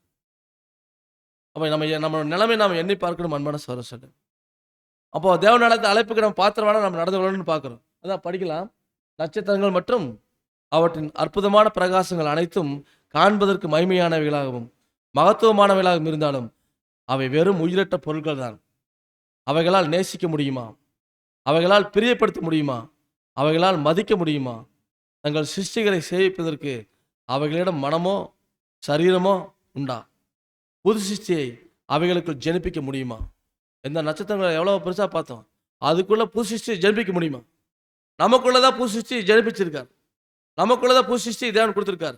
பாருங்க, எந்த நட்சத்திரத்தையாவது பார்த்து தேவன் என் மகனே உன் இருதயத்தை என் தா அப்படின்னு கேட்டிருக்காரா? இத்தனை பெரிய நட்சத்திரமெல்லாம் இருக்குதுல்ல, அதெல்லாம் பார்த்து தேவன் கேட்கலாமா, கேட்கக்கூடாதா? என் மகனே உன் இருதயத்தை எனக்கு தா அப்படின்னு தேவன் எந்த நட்சத்திரத்தை பார்த்தாலும் சொல்லிக்கிறாரா? அருமை நட்சத்திரம், துருவ சக்கர நட்சத்திரம், இன்னும் நிறையா இருக்குது, பெருகரடி சிறுகரடி எல்லாம் இருக்குது. இந்த நட்சத்திரங்களை பார்த்தா சொல்லியிருக்காரா தேவன்? சொல்லலையே. நம்மளை பார்த்தானா என் மகனே உன் இருதயத்தை எனக்கு தா சொல்றாரு. நம்மளை பார்த்தா சொல்றாரு உன்னை தொடுகிறவன் என் கண்மணியை தொடுறான்னு நமக்கு தான் சொல்லியிருக்காரு. இப்படியாக யாராச்சும் சொல்லியிருக்காரா? எந்த நட்சத்திரத்துக்காக சொல்லியிருக்காரா? இல்லை. அல்லது நான் என்னென்றைக்கும் நான் தங்கும் ஸ்தலம் என்று எந்த ஒரு நட்சத்திரப்பா சொல்லியிருக்கிறானா? இல்லை. நாம தான் நம்மளை தான் சொல்றாரு, நீங்களே தேவனுடைய ஆலயமா இருக்கிறீங்க. நாம தான் தேவனுடைய ஆலயம். அப்ப நம்மள தான் தேவன் வாசம் செய்யணும்னு விரும்புறாரு. எவ்வளோ பெரிய தேவன், எவ்வளோ பிரம்மாண்டமாக அவருடைய படைப்புகளை படைச்சிருக்காரு. அவ்வளோ பிரம்மாண்டமான தேவனை நம்ம யோசிக்க கூட முடியாது. அவர் நமக்குள்ள தங்கி நமக்குள்ள வாசம் செய்யறங்கிறாரு. அப்போ நாம் அதுக்கு தகுதியான்னு சொல்லி பார்க்கும்போது பாருங்க, மன்னாவில் அனுதின பரலோக மன்னாவில் ஜூன் 3ஆம் நாளினுடைய மன்னா படிக்கலாம். வானங்கள் தேவனுடைய மகிமையை வெளிப்படுத்துகிறது, ஆகாய விரிவு அவருடைய கரங்களின் கிரியை அறிவிக்கிறது. பகலுக்கு பகல் வார்த்தைகளை பொழிகிறது, இரவுக்கு இரவு அறிவை தெரிவிக்கிறது. அவைகளுக்கு பேச்சும் இல்லை, வார்த்தையும் இல்லை, அவைகளின் சத்தம் கேட்கப்படுவதும் இல்லை. பகலிலும் இரவிலும் வானத்தில் மிக நேர்த்தியாக காட்சியளிக்கும் வான நட்சத்திரங்கள் இருதயங்களில் சிருஷ்டிகரை புகழ்ந்து கொண்டாடும்படியாக தூண்டி நம் வாயினால் பரிசுத்தத்துடன் அவரை அறிக்கை பண்ணும்படி செய்கிறது. மிகுந்த கீழ்ப்படிதலுடன் தேவ கட்டளைக்கு அடங்கி அமைதலுடன் வானத்திலிருந்து தங்கள் ஒளியை பிரதிபலித்து வருவது நமக்கு ஒரு முழுமையான பாடத்தை கற்பிப்பதாக இருக்கிறது. இவை ஆர்வத்துடன் அமைதலாக சகலத்தையும் உண்டாக்கினவரின் சித்தத்திற்கு கீழ்ப்படிந்து இயங்குவதன் மூலம் அவர் மகிமையை வெளிப்படுத்தி வருகிறது. அதுபோல தேவனால் மகிமையான சத்திய ஒளியை பெற்ற யாவரும் அநேகருக்கு பிரயோஜனமாக தங்கள் ஒளியை பிரகாசிக்க செய்ய வேண்டும். இப்படியாக வந்து தேவனால் படைக்கப்பட்ட நட்சத்திரங்கள் அதுக்கு தேவன் மகிமை கொடுத்துருக்காரு. அதெல்லாம் தேவனை மகிமைப்படுத்துது. மற்றவங்க தேவனை துதிக்கிற மாதிரி பண்ணுது. ஆனால் நம்ம வந்து எவ்வளோ பெரிய சத்திய ஒளி தேவன் நம்மளுக்கு கொடுத்துருக்காரு. நம்ம தேவனால் மகிமையான சத்தியத்தை ஒளியை பெற்றுக்கிறோம், சத்திய ஒளியை பெற்றுக்கிறோம். நாம் வந்து அநேக பிரயோஜனமான ஒளியை நாம் பிரகாசிக்க செய்யணும் அப்படிங்கிறது இந்த வசனம் சொல்லுது. அப்போ இப்படியாக வந்து தேவன் வந்து நம்மளை எப்படி தெரிந்து கொண்டிருக்கான்னு பார்க்கும்போது எபேசியருக்கு எழுதும்போது அப்போஸ்தலனாகிய பவுல் சொல்கிறாரு, எபேசியர் 1:4 தமக்கு முன்பாக நாம் அன்பில் பரிசுத்தம் உள்ளவர்களும் குற்றமில்லாதவர்களுமாய் இருப்பதற்கு அவர் உலக தோற்றத்திற்கு முன்னே கிறிஸ்துவுக்குள் நம்மை தெரிந்து கொண்டபடியே. பாருங்க, அதாவது நம்மளை வந்து பார்த்தீங்கன்னா தூசாகவும் ஒரு துளியாகவும் இருக்கக்கூடிய நம்மைய தேவன் வந்து என்ன பண்ணியிருக்காருங்களா, உலக தோற்றத்துக்கு முன்னே கிறிஸ்துவுக்குள்ள தெரிந்து கொண்டிருக்கார். அப்போ இந்த அழைப்பினுடைய மேன்மை நாம் உணரணும். நமக்காக தேவன் என்ன பண்ணார், ஒரே பேரான குமாரனையே ஒப்பு கொடுத்துட்டார் நமக்காக. பாருங்க, ஒரு தூசாகவும் துளியாகவும் இருக்கக்கூடிய ஒன்றுக்கும் உதவாத நம்மை கூட தேவன் என்ன பண்ணிருக்காருன்னா அவர் முன்னமே தெரிந்து கொண்டிருக்காருங்கிற எவ்வளோ பெரிய விஷயம். உலக தோட்டத்துக்கு முன்னாடி நம்மளை தெரிந்து கொண்டிருக்கார். தெரிந்து கொண்டவங்களை கூப்பிட்டு என்ன பண்ணியிருக்காரு, ஏற்கனவே படிச்சுக்கிறோம், எவர்களை முன்னறிந்தாரோ என்ன பண்ணியிருக்காரு, முன்னறிகிறாரு, முன் குறிக்கிறாரு, முன் குறிச்சவங்களை அழைக்கிறாரு, அழைச்சவங்களை நீதிமானாக்குறாரு, நீதிமானாக்குனவங்களை மகிமைப்படுத்துறாரு. அப்போ எப்பேற்பட்ட ஒரு ப்ராசஸ்க்கு நம்மளை கொண்டு வந்து வச்சிருக்காரு. அப்போ இந்த ஒரு அழைப்பு அதன் மேன்மையெல்லாம் உணர்ந்தவர்களாக அவருடைய குமாரனையே நமக்காக கொடுத்து இப்பேற்பட்டதான ஒரு வாய்ப்பு கொண்டு வந்து சேர்த்திருக்கார். பிதா நம்மளை சிநேகிக்கிறார் அப்படின்னா பிதா தாமே உங்களை சிநேகிக்கிறார். எப்படி சிநேகிக்கிறார்? யோவான் 16:17 நீங்கள் என்னை சிநேகித்து நான் தேவனிடத்திலிருந்து புறப்பட்டு வந்தேன் என்று விசுவாசிக்கிறபடியினாலே பிதா தாமே உங்களை சிநேகிக்கிறார். பிதா தாமே நம்மளை சிநேகிக்கிறார். நம்ம அப்பா, நம்ம பிதா நம்மளை சிநேகிக்கிறார். அப்போ பிதாவாகிய தேவன் நம்மளை சிநேகிக்கிறாரு. நம்ம ஃபர்ஸ்ட் நம்ம யோசிக்கணும், பேர்பட்ட தேவன் ஏன் இவ்வளோ படித்தோம் இவ்வளோ பார்த்தோம் அப்படின்னா அவ்வளோ பிரம்மாண்டமாக படைத்த பிரம்மாண்டமான தேவன் அவ்வளோ எவ்வளோ பிரம்மாண்டமானவர். அவர் நம்மளை சிநேகிக்கிற அளவுக்கு நம்ம தகுதியுடையவங்களா அப்படின்னு யோசிச்சு பார்க்கணும். அப்புறம் ரெண்டாவது பார்த்தீங்கன்னா தேவன் நம்மை தமது குடும்பத்தில் தத்தெடுத்திருக்கிறார். தேவன் நம்மளை அவர் குடும்பத்தில் என்ன பண்ணியிருக்காரு, தத்தெடுத்திருக்கார். அதான் நான் படிக்கும்போது அதாவது கலாத்தியர் 4:6 மேலும் நீங்கள் புத்திரராய் இருக்கிறபடியினால் அப்பா பிதாவே என்று கூப்பிடத்தக்கதாக தேவன் தமது குமாரனுடைய ஆவியை உங்கள் இருதயங்களில் அனுப்பினார். பாருங்க, அப்பா பிதாவேன்னு கூப்பிடத்தக்கதான அந்த ஒரு குமாரனுடைய ஆவியை கொடுத்துருக்கார் தேவன். பாருங்க, அவர் குடும்பத்தில் நம்மளை தத்தெடுத்திருக்கார். அவர் குடும்பத்தில் அவரும் குமாரனும் இருக்கிறாங்க. அந்த குடும்பத்தில் நம்ம போக முடியுமாண்ணா? முடியாது. ஆனால் அந்த வாய்ப்புகளை கொண்டு வந்திருக்கிறாரு, போக முடியும்னு சொல்கிறார். நாமெல்லாம் யார் மாதிரி இருந்தோன்னா ஒரு மனுஷனுக்கு 2 குமாரன் இருந்தாங்கல்ல, கெட்ட குமாரன் நல்ல குமாரன். அந்த கெட்ட குமாரனை போல் நம்ம என்ன பண்ணோம்னா கெட்ட குமாரன் தான். நம்மலாம் கெட்ட குமாரராக இருந்தவங்க என்ன பண்ணியிருக்காங்க, எல்லாத்தையும் தொலைச்சிட்டு ஊதாரித்தனமாக அலைஞ்சு திரிஞ்சு இருந்த நம்மளை கூப்பிட்டு என்ன பண்ணியிருக்காருங்க, அப்பா பிதாவேன்னு கூப்பிடத்தக்கதான புத்திர சுவிகாரத்தை கொடுத்து நம்மளை ஆசீர்வச்சிருக்காரு. அப்போது இந்த குடும்பத்தில் நம்மளை தத்தெடுத்திருக்கிறாருங்கும் போது அந்த குடும்பத்தினுடைய அந்த தன்மைக்கு ஏற்றபடி நம்மளோட தன்மை இருக்க வேண்டும் அல்லவா? தேவன் கர்த்தர், அதுக்கடுத்து நம்ம அப்படின்னா அந்த அந்த குடும்பத்துக்கேற்ற அந்த தன்மை நம்மகிட்ட இருக்கணும். அந்த தன்மை அந்த சுவாபம் நம்மகிட்ட இருந்தால் தான் அந்த குடும்பத்தை நம்ம நினச்சிருக்க முடியும். அதான் சொல்கிறார். இப்போ அப்பா பிதாவே கூப்பிடத்தக்கதான அந்த புத்திர சுவிகாரத்தின் ஆவி யாருக்குமே எனக்கு தேவன் தெரில, நமக்கு தான் எனக்கு கொடுத்துருக்காரு. அதனால் வந்து நம்ம அந்த அவருடைய அந்த தத்தெடுத்தலை நம்ம உறுதிப்படுத்திக் கொள்ளணும். அடுத்து மூணாவது வந்து பார்த்திங்கன்னா தேவனுடைய அக்கறை மற்றும் கவனம். தேவனுடைய அக்கறை. அவர் நம்மளால் அக்கறையா இல்லைன்னு நினைக்கிறீங்களா? பாருங்க, தேவன் ஏதோ அலுவலாக இருப்பார் நம்ம யோசிக்க முடியுமா? தேவன் எல்லாத்தையும் படைச்சு இயக்கிட்டு இருக்காரு. எது எங்கெங்க போயிட்டு இருக்குது எல்லாத்துக்கும் பேர் சொல்லி அழைக்கிறார். நட்சத்திரத்துக்கு அப்போ நட்சத்திரத்துக்கெல்லாம் பேர் சொல்லி அழைக்கிற தேவன் அவர் எல்லாத்தையும் பார்க்குறாரு. அவரை என்று ஒரு அணுவும் அசையாது. அப்படிங்கும்போது எல்லாத்தையும் பார்க்குற தேவன் நம்மளையும் பார்க்குறாரு. அதான் நம்மகிட்ட சொல்கிறாரு. என்ன சொல்கிறாரு? மத்தேயு 7:7 கேளுங்கள் அப்பொழுது உங்களுக்கு கொடுக்கப்படும், தேடுங்கள் அப்பொழுது கண்டடைவீர்கள், தட்டுங்கள் அப்பொழுது உங்களுக்கு திறக்கப்படும். பாருங்க, இப்படியாக வந்து தேவன் எவ்வளோ பெரிய தேவன் நமக்கு வந்து கேளுங்கள் அப்பொழுது உங்களுக்கு கொடுக்குறாங்கன்னு சொல்றாரு. இப்போ நம்ம பண்ணக்கூடிய சின்ன சின்ன ஜபத்தை கூட தேவன் கேட்குறாரு. நம்ம பல்வேறு வகையில் பல்வேறு சோதனையில் கஷ்டத்தில் இருக்கும்போது தேவனத்தில் ஜபம் பண்ணுவோம். தேவன் அதில் நம்மளை விடுவிப்பார். எத்தனை தடவை விடுவிச்சிருக்கிறார், எத்தனை தடவை நம்மளை காப்பாத்திருக்காரு. அப்ப நாம ஏறெடுக்கக்கூடிய சின்ன சின்ன ஜெபங்களுக்கும் அவர் அக்கறையோட கேட்கிறார், அக்கறையோட பதில் தரார். அப்புறம் அவர் கவனத்தை நம்ம மேல வைக்கிறார். அப்புறம் நம்ம என்னைக்கு வெளியே போனாலும், பஸ்ஸில் போனாலும், காரில் போனாலும், நடந்து போனாலும், பைக்கில் போனாலும் தேவன் பாதுகாக்கிறாருங்கிற ஒரு விசுவாசத்தோட போகிறோம். இப்போ நம்ம தேவன் பார்த்துட்டு இருக்கிறாருங்கிற விசுவாசத்தோட இருக்கிறோம். அப்படிங்கும்போது அவருடைய கவனத்தை நம்ம மேலே வந்து தேவன் கொண்டிருக்கிறாங்கிறத புரிஞ்சுக்கணும்.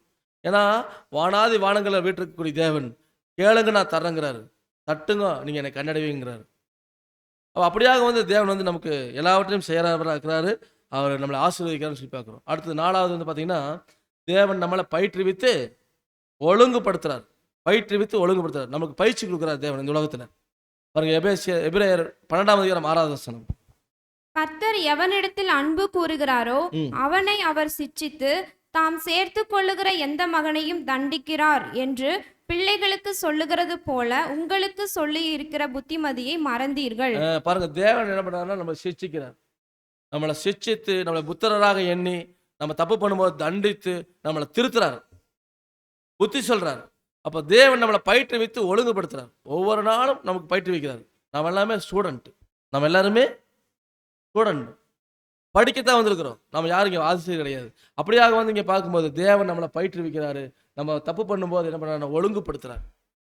ஆசிரியர் வந்து மாணவர்கள் தவறு பண்ணும்போது கண்டித்து தண்டித்து அவங்க நல்வழிப்படுத்துவாங்க. அந்த மாதிரி தான் தேவன் நம்மளை என்ன பண்ணுறாருன்னா பயிற்றுவித்து ஒழுங்குபடுத்துறாரு. எல்லா வகை அனுபவத்தில் கொண்டு போய் நம்ம பெரிய ஒரு ஒழுக்கத்துக்குள்ள கொண்டு வராரு. நமக்கு நன்மை என்னங்கிறது கற்றுத்தரார். அடுத்து பார்க்கும்போது இந்த பெரிய கடவுளை வாசிங்க சிஸ்டர். இந்த பெரிய கடவுளை அப்பா என்று அழைப்பதில் நமக்கு கொஞ்சம் சங்கடமாக இருக்கிறது. ஆனால் இந்த பெரிய கடவுளை அப்பா அப்படின்னு சொல்றதுக்கு நம்ம தகுதியா? அப்பான்னு கூப்பிடுறதுக்கு கொஞ்சம் சங்கடமா தான் இருக்கு, சொல்றதுக்கு நம்ம வாய் வரல. ஆனால் அவர் நம்முடைய பரலோக தந்தை. அவர் நம்மை தனது குழந்தையாக கருதுகிறார். தந்தையுடன் அந்த பாச உணர்வை, அந்த நெருக்கத்தை நாம் வளர்த்து கொள்ள வேண்டும். அவர் அதை விரும்புகிறார். அதை நாம் எவ்வளவு அதிகமாக பெறுகிறோமோ அவ்வளவு உண்மையுள்ளவர்களாக இருப்போம். நாம் அவ்வளவு கீழ்ப்படிதல் உள்ளவர்களாக இருப்போம். ஆமாங்க, தேவனிடத்தில் அவ்வளவு நெருக்கத்தை நம்ம ஏற்படுத்திக்கணும். அவர் எவ்வளவு பெரிய கடவுள், அவர் அப்பான்னு கூப்பிடுறதுக்கு நமக்கு சங்கட்டமா இருக்குது. ஆனாலும் அவர் நமக்கு அப்பா தான், அவர் நமக்கு அப்பா தான். ஆனால் நம்ம வந்து தேவனிடத்தில் அந்த பாச உணர்வை, நெருக்கத்தை, அவர் மேலே அன்பு வைக்கணும். அவ்வளோ அன்பு நம்ம வைக்கணும். தேவனை வந்து அதிகமாக நம்ம அன்பு செய்யணும். எவ்வளவுக்கு அதிகமாக நம்ம இடத்துல உண்மையை காட்டுறாங்கிறத அவருக்கு நிரூபித்து காமிக்கணும். அந்த அளவுக்கு நம்ம கீழ்ப்படியில் உள்ளவர்களாக நம்ம இருக்கணும்னு சொல்லி பார்க்கணும். அதான் நம்ம பார்க்கும்போது சங்கீதம் 102:18 வாசிக்கலாம். பின் சந்ததிக்காக இது எழுதப்படும், சிருஷ்டிக்கப்படும் ஜனம் கர்த்தரை துதிக்கும். சிருஷ்டிக்கப்படும் ஜனம் கர்த்தரை துதிக்கும். பின் சந்ததிக்காக எழுதப்பட்டிருக்குன்னா நமக்காக எழுதப்பட்டிருக்குது. இப்போ தேவன் வந்து பாருங்க எவ்வளவு சத்தியங்களை எந்த அளவுக்கு நமக்கு கொடுக்குறாரு, அளவற்ற சத்தியத்தை கொடுக்குறாரு. அதெல்லாம் நம்ம தியானித்து சிந்தித்து நமது வாழ்க்கையை நம்ம நடைமுறைப்படுத்தும் போது அப்போதான் பிதாவிடத்தில் நெருங்கி வரும், கர்த்தரிடத்தில் நெருங்கி வரும். அப்போ அவரிடத்தில் நெருங்கி போகிறதுக்கு அவர் கொடுக்குற சத்தியத்தை நம்ம தியானித்து அவர் கேட்ட கிரியை காட்டும்போது அவரிடத்தில் நெருங்கி போகிறோன்னு அர்த்தம். அப்போ நம்ம பிதாவையும் நமது கர்த்தரையும் நம்ம பக்கத்திலேயே வச்சுக்கணும், அருகிலேயே வச்சுக்கணும். அவங்க நம்ம அருகில் இல்லைன்னு என்ன ஆயிரும்னா இன்னொரு எதிராளி இருக்கிறான், யாருங்க? ஆமாம், அவன் வந்து நம்ம அருகில் வந்துடுவான்னு சொல்லி பார்க்குறோம். ஆனால் பிதாவையும் குமாரனையும் நம்ம பக்கத்திலேயே வச்சுக்கலாம்னு சொல்லி பார்க்குறோம். அப்போ இப்படிப்பட்ட ஒரு ஜனமாக நாம் இருக்கிறோம். அது இந்த வசனத்தின் பிரகாரமாக ஒரு ஜனத்தை நம்ம சிருஷ்டிக்க போகிறோம். தேவனுக்கு சித்தமானா அவருடைய குமாரனோடு சேர்ந்து இந்த உலகத்தை ஆட்சி செய்யும் போது நம்மை உருவாக்கி இந்த பூமியில் படைத்து தமக்கென்று தேர்ந்தெடுத்து வச்சது போல மீண்டும் புதிய படைப்பு. அதாவது நமக்கு என்ன வாய்ப்புனா நம்ம 140 ஆக போகிறோம். தேவன் கர்த்தர் நம்ம என்ன பண்ண போகிறோம்னா தேவனோட சேர்ந்தும் கர்த்தரோட சேர்ந்தும் புதிய புதிய படைப்புகளை நாமளும் படைக்க போகிறோம். புதிய புதிய படைப்புகளை நாமளும் படைச்சிக்க போகிறோம். அந்த ஒரு மிகப்பெரிய ஒரு இடத்த கொண்டு வந்து வைக்கிறார். இந்த அண்ட சராசரத்திலேயே எத்தனை நட்சத்திரங்கள் கோள்கள் எல்லாம் இருந்ததுன்னு பார்த்தோம். அது எல்லாவற்றுக்கு மேலே தேவன் வந்து அவர் குமாரனுக்கு அடுத்த இடத்துல நம்மளை கொண்டு வந்து வைக்க போகிறார். நாம் என்ன பண்ண போகிறோம்னா கடவுள்களாக இருக்க போகிறோம். கடவுள்களாக 140,000 கடவுள்களாக இருந்து புதிய புதிய படைப்புகளை படைக்க போகிறோம். எப்படி குமாரன் படைச்சாரோ அவரை கொண்டும் அவருக்கென்றும் உலகங்கள் எல்லாம் படைக்கப்பட்டுச்சு. அந்த மாதிரி இந்த பின் சந்ததிகள் வரப்போகுது, சிருஷ்டிக்கப்படக்கூடிய ஜனம் கர்த்தரை துதிக்கும் அப்படின்னு சொல்றார். சங்கீதம் 22:31 வாசிக்கலாம். அவர்கள் வந்து அவரே இவைகளை செய்தார் என்று பிறக்க போகிறவர்களுக்கு அவருடைய நீதியை அறிவிப்பார்கள். பாருங்க, அவர்கள் வந்து அவரே இவைகளை செய்தார் என்று பிறக்கப்பவர்களுக்கு என்ன பண்ணுவாங்க?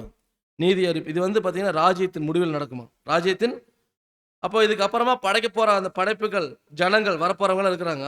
அவங்க எல்லாம் சேர்ந்து தேவனை துதிக்க போறாங்க. பாருங்க, இந்த அண்ட சராசரி புதிய புதிய படைப்புகளை படைக்கிறதுக்கு தேவன் நம்மளை வச்சிருக்காரு. நம்ம சாதாரணமான ஒரு அழைப்புகளை வரல. அன்பான சகோதர சொல்லு பாருங்க, இதில் வந்து புதுசாக வரக்கூடிய ஜனங்களுக்கு தேவனை பற்றியும் அவருடைய நீதியை பற்றியும் அவருடைய குமாரனை பற்றியும் சத்தியத்தை பற்றியும் அறிவிக்கக்கூடிய அந்த ஒரு ஆசீர்வாதமான வேலையை தான் நம்ம செய்ய போகிறோம். பாருங்க, நம்ம இந்த பாடத்தினுடைய ஆரம்பத்தில் யோபுவை குறித்து நம்ம பார்த்தோம்.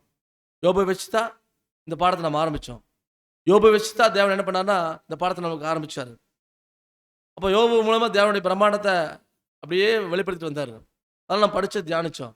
இந்த அண்டம் பேரண்டம் எல்லாம் எவ்வளோ பிரம்மாண்டமாக இருக்குன்னு பார்த்துட்டோம், கற்றுக் கொடுத்தார். அப்போ இவைகளையெல்லாம் படைத்த தேவன் பாருங்கள் எவ்வளோ பெரியவராக இருக்கிறார். அவர் நம்மளோட இருந்து நம்மளை ஆசீர்வதித்து இப்பட்டு இது வரைக்கும் நடத்திட்டு வந்துட்டார். இதுக்கு மேலே என்ன பண்ண போகிறாருன்னா அவருடைய குமாரனுடைய சாயலுக்கு ஒப்பம் மாற்ற போகிறார். அந்த சாயலை தடுத்துக்கொள்ள நாம் ரெடியாக இருக்கிறோமா அப்படின்னா நம்ம என்ன பண்ணணும்னு சொல்லி பார்க்கும்போது அவர் கொடுக்கக்கூடிய வசனங்கள்லாம் நம்ம தியானிக்கணும், தொடர்ந்து அவருடைய வழியில் நடக்கணும். அப்போ அப்படி நடந்தால் தான் நம்ம என்ன பண்ண முடியும்னா அந்த ராஜ்யத்தில் மேலான ஆசீர்வாதத்தை பெற முடியும். என்றால் பார்க்கும்போது இவைகளெல்லாம் படைத்த தேவன் நம்மோட இருக்கிறார். நம்ம உலகத்தின் காரியங்களை குறித்து கவலைப்பட தேவையில்லை. எல்லாவற்றையும் ஒதுக்கி போட்டு நம்ம ஓடிக்கிட்டே இருக்கணும்னு சொல்லி பார்க்குறோம். இந்த உலகத்தை குறித்து இந்த உலகத்தை ஆள போகிறவங்க நாம இந்த உலகத்தை யாரோட கிறிஸ்துவோடு சேர்ந்து ஆள போகிறவங்களா நம்ம இருக்கிறோம். அப்போ நம்ம இடத்துல வந்து ஒரு சில காரியங்கள் காணப்பட வேண்டும். இந்த பாடம் கொடுத்த சகோதரர் சொல்லியிருக்காரு. என்னன்னு சொல்லி பார்க்கும்போது அதாவது பொதுவாக பாருங்கள், ஸ்பிரிச்சுவல் ஃபாதர்ஸ் யார்? இந்த ஸ்பிரிச்சுவல் ஃபாதர்ஸ் அப்படின்னா நம்மை வழிநடத்தும் சகோதரர்கள், நம்மை வழிநடத்தக்கூடிய சகோதரர்கள், அதை நம்ம சத்தியத்தை சொல்லிக் கொடுத்து வழிநடத்தக்கூடிய சகோதரர்கள். அந்த வழிநடத்தக்கூடிய சகோதரர்கள் பாருங்கள், அதாவது நம்மை வழிநடத்தும் சகோதரர்கள் நாம் விலகி போனாலும் நம்மை நல்வழிப்படுத்துவார்கள். நமக்கு மூத்த நிலைமையிலேருந்து வழிநடத்தக்கூடிய சகோதரர்கள் இவங்க தான். இவங்க என்ன பண்ணுவாங்கன்னா நம்ம விலகி போகும்போது சபையில் பாருங்கள் நிறையா எல்லா சகோதரர்களும் இருப்பாங்க. பலதரப்பட்ட சகோதரர்கள், ஒருத்தவங்க வளர்ந்து இருப்பாங்க, வளர்ந்து கொண்டு இருப்பவங்க இருப்பாங்க, இப்போ தான் வந்தவங்க இருப்பாங்க. இப்படியா பலதரப்பட்டவங்க இருக்கும்பொழுது பாருங்கள் அவங்க வழிவிலே போகக்கூடிய சூழ்நிலை இருக்கும். பாருங்கள், இந்த சத்தியத்தில் நம்மளோட சத்தியம் கேட்டவங்க எத்தனை பேர் இங்கே உட்காந்துருக்காங்கன்னா பார்த்தோன்னா 1-2 பேர் உட்காந்துருப்பாங்க. நாம் பேசிக் கிளாஸ் கேட்கும்போது நம்மளோட கேட்டவங்க, ஞானஸ்தானம் எடுத்தவங்க எல்லாரும் பாருங்கள் நிறைய பேர் உலகத்துக்குள்ளே போயிட்டாங்க, உலகத்தின் காரியங்களில் போயிட்டாங்க. நமக்கு தெரியும், நிறையா பேர் நாம் பார்த்துருக்குறோம். அப்படியாக வந்து உலகத்துக்குள்ளே போகக்கூடிய சூழ்நிலைகளும் வரும்னு சொல்லி பார்க்குறோம். அப்படியாக அந்த சூழ்நிலையில் போகும்போது அந்த சகோதரர்களை வந்து சொல்லி அவங்கள மீண்டும் உள்ளே கொண்டு வர்றது எவ்வளோ பெரிய வேலை. அப்போ அந்த அப்படி வழிநடத்துகிறவங்க தான் ஸ்பிரிச்சுவல் ஃபாதர்ஸ். இன்றைக்கி வந்து பெயர் சபையில் அந்த ஆர்சி போன்ற சபையில் வந்து திருமண பத்திரிக்கையில் கல்யாண பத்திரிக்கையில் போடுவாங்க. என்ன போடுவாங்க? ஞான பெற்றோர்னு போடுவாங்க. அப்போ அந்த ஞான பெற்றோர் மாதிரி நம்மளுக்கு யார் இருப்பாங்கன்னு சொல்லி பார்க்கும்போது கூடக்கூடிய வழிநடத்தக்கூடிய சகோதரர்கள் ஸ்பிரிச்சுவல் ஃபாதர்ஸ்ன்னு சொல்லி பார்க்குறோம். அப்போ அவங்க வந்து நம்ம சொல்லக்கூடிய கருத்துக்கள் நம்ம கேட்கணும்னு சொல்லி பார்க்குறோம். அவங்க வந்து நம்மளை நல்வழிப்படுத்துறதுக்கான கருத்துக்கள் சொல்லும்போது அவங்களுடைய ஆலோசனை நம்ம தள்ளிவிடக்கூடாது அப்படிங்கிறத பார்க்குறோம். அப்போ தள்ளி விட்டுட்டோம்னா நம்ம என்ன ஆயிரும்னா விழுந்து போயிடுவோம். நிறைய பேர் அந்த ஆலோசனை தள்ளி விட்டவங்க விழுந்து போனவங்க மீண்டும் வரவே முடியலன்னு சொல்லி பார்க்குறோம். அடுத்தது பார்க்குற ரெண்டாவது பெருமை. நம்ம ஏற்கனவே பார்த்துட்டோம். பெருமைங்கிறது ஒரு மனிதனுக்குள்ள வரக்கூடாத குணலட்சணம். பெருமை என்பது தேவனுக்கு பிடிக்காத ஒரு குணலட்சணம். பாருங்க, நம்மளே ஏற்கனவே பார்த்துட்டோம். தேவனுடைய படைப்புகள் ஒரு பிரம்மாண்டத்தை பார்த்துட்டோம். எவ்வளோ பெரிய பெரிய நட்சத்திரங்கள்லாம் இருக்குது. நாம் அது கூட கம்பேர் பண்ணும்போது நம்ம ஒன்றுமே இல்லை, தூசு. அப்போ நம்ம தூசு பெருமை பாராட்டுக்கு ஏதாச்சும் இடம் இருக்குதா? தூசு நம்மளை குறித்து பெருமை பாராட்டு என்ன இருக்குது? நாமளே தூசு, ஒன்றுக்கும் உதவாதவங்க, துளி, ஒரு துளி மாதிரி. அந்த துளி மாதிரி கூட நம்மளை குறித்து பெருமை பாராட்டு ஒன்றுமே இல்லை. பாருங்கள், முதல்ல வந்து நம்ம பாடத்தில் பார்க்கும்போது யோபுவுக்கு முதல்ல பெருமை வந்துச்சு. யோபுவுக்கு பெருமை வந்தது போல் நம்ம இடத்துல வரக்கூடாது. முக்கியமாக இந்த ஆபத்துக்குள்ளே யார் போவாங்கன்னு சொல்லி இந்த பாடம் கொடுத்த சகோதரர், அவர் பேர் யாருன்னு சொல்லி பார்க்கும்போது அவர் வந்து இந்த பாடத்தை கொடுத்த சகோதரர் வந்து நம்ம மூத்த சகோதரர் ரசபரோட உடன் ஊழியம் செய்த ஒரு சகோதரர். அவர் வந்து ஜார்ஜ் டவர் அப்படிங்கிற சகோதரர் தான் இந்த பாடத்தை எழுதினார். இந்த பாடத்தை கொடுத்த சகோதரர் அவர் வந்து மூத்த சகோதரர் ரசபரோட ஊழியம் செஞ்சார். ரசல்பர் இறந்ததுக்கு அப்புறமா இந்த வாட்ச் டவர் யாருக்கிட்ட போச்சுன்னு சொல்லி பார்க்கும்போது ரூதர்ஃபோர்டு கிட்ட போச்சு. ஜட்ஜ் ரூதர்ஃபோர்டு அவர் அதை ஓவர்டேக் பண்ணிட்டார். Watch tower ரசல்பருடையது. அவர் அதை வந்து டேக் ஓவர் பண்ணிட்டார். அவரும் ரூதர்ஃபோர்டும் நமது மூத்த சகோதரர் ரசல்பரோட ஊழியம் செய்த ஒரு ஊழியக்காரர் தான். அவர் என்ன பண்ணாருன்னா ரசூல் மேல பொறாமை காரணமா அவருடைய ரீப்ரிண்ட்ஸ் எல்லாம் வெளியே வராம அப்படியே அமுத்தி வச்சிட்டார், அப்படியே வெளியே வராம பண்ணிட்டார். ரொம்ப காலம் வரல. ஏன்னா இவர் ஜெகோவா விட்னஸ் அப்படிங்கிற ஒரு அமைப்பை ஆரம்பிச்சு இந்த ஜட்ஜ் ரூதர் போர்டு அப்படி போயிட்டார், அசத்தியத்துக்குள்ள போயிட்டார். அதனால உண்மையான சத்தியம் வெளியே வரக்கூடாது அப்படின்னு அப்படியே மறைச்சு வச்சிட்டார்.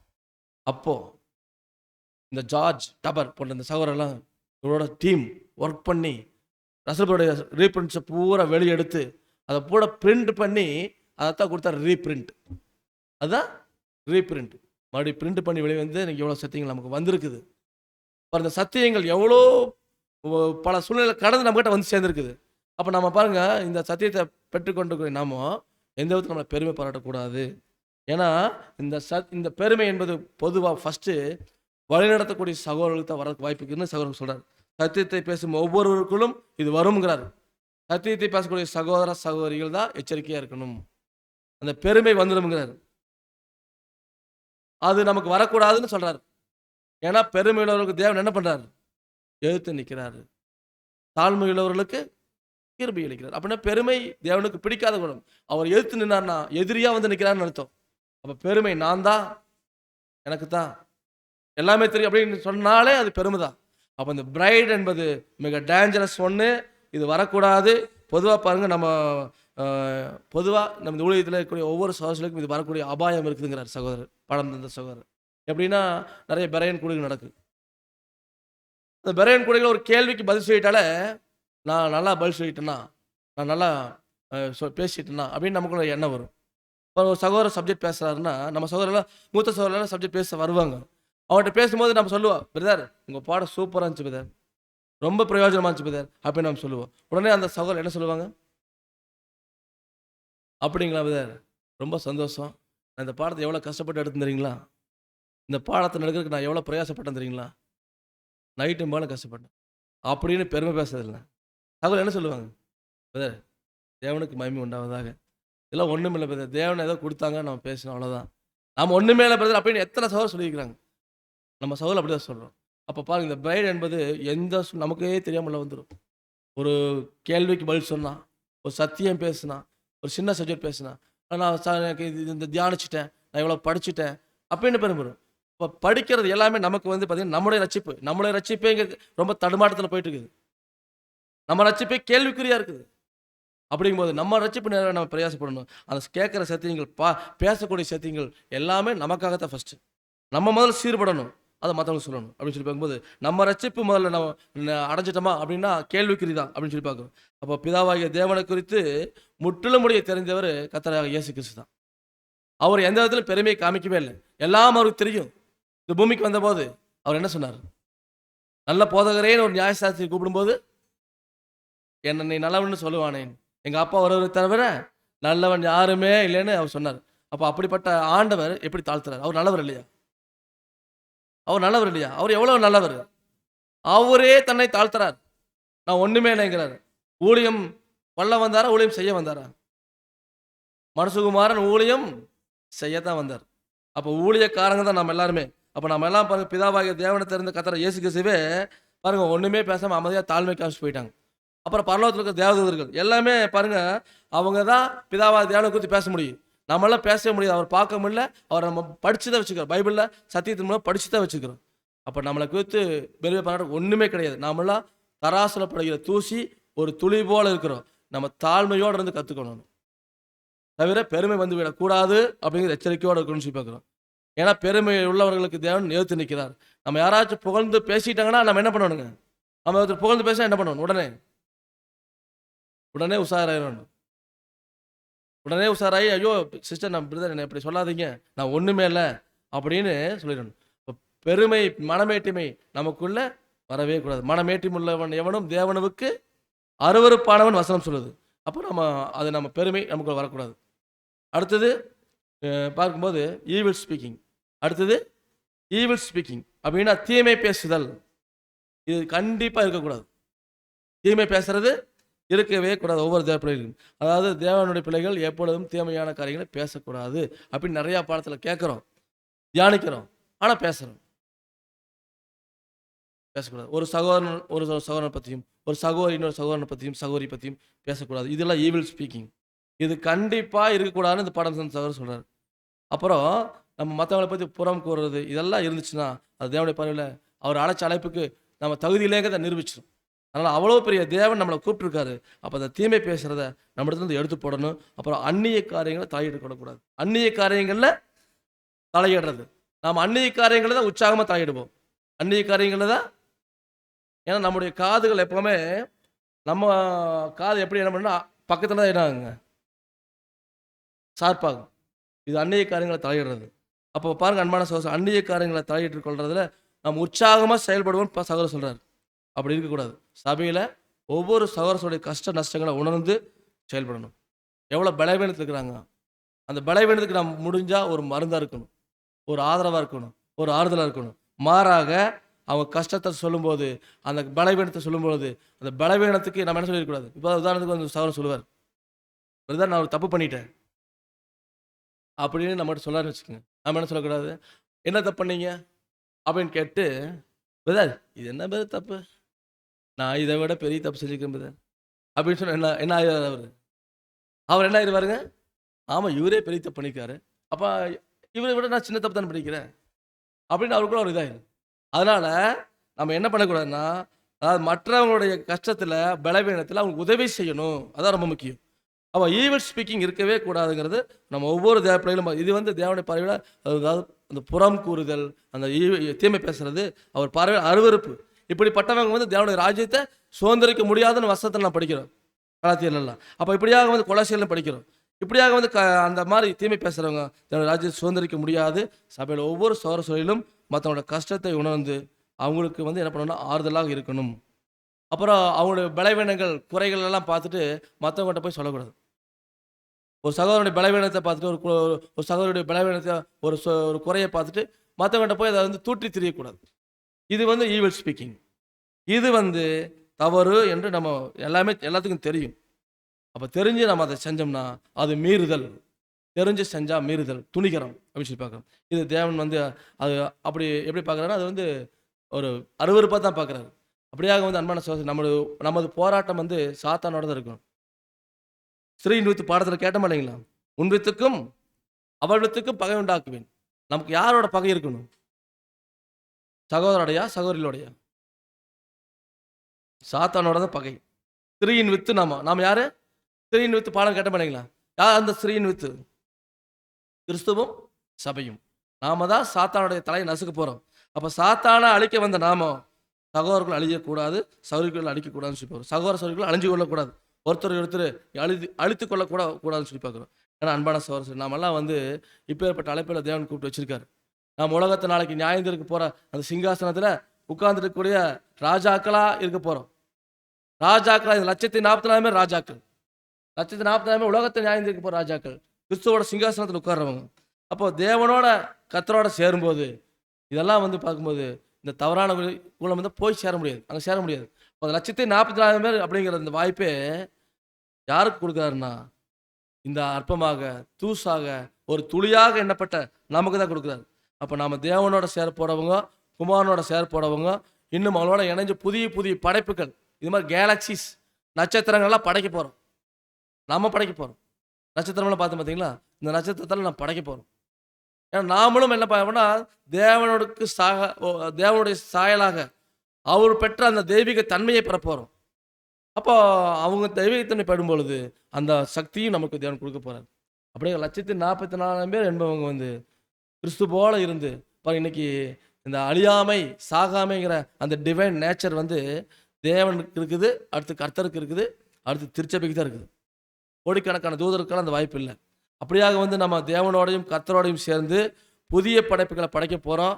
யுகா யுகங்களாக இந்த உலகத்தை ஆளுகை செய்ய போகிறோம். அதனால் நம்ம மேலோட்டமாக பார்த்தோம்னா நம்ம தகுதி இல்லை, எந்த விதம் தகுதி இல்லை.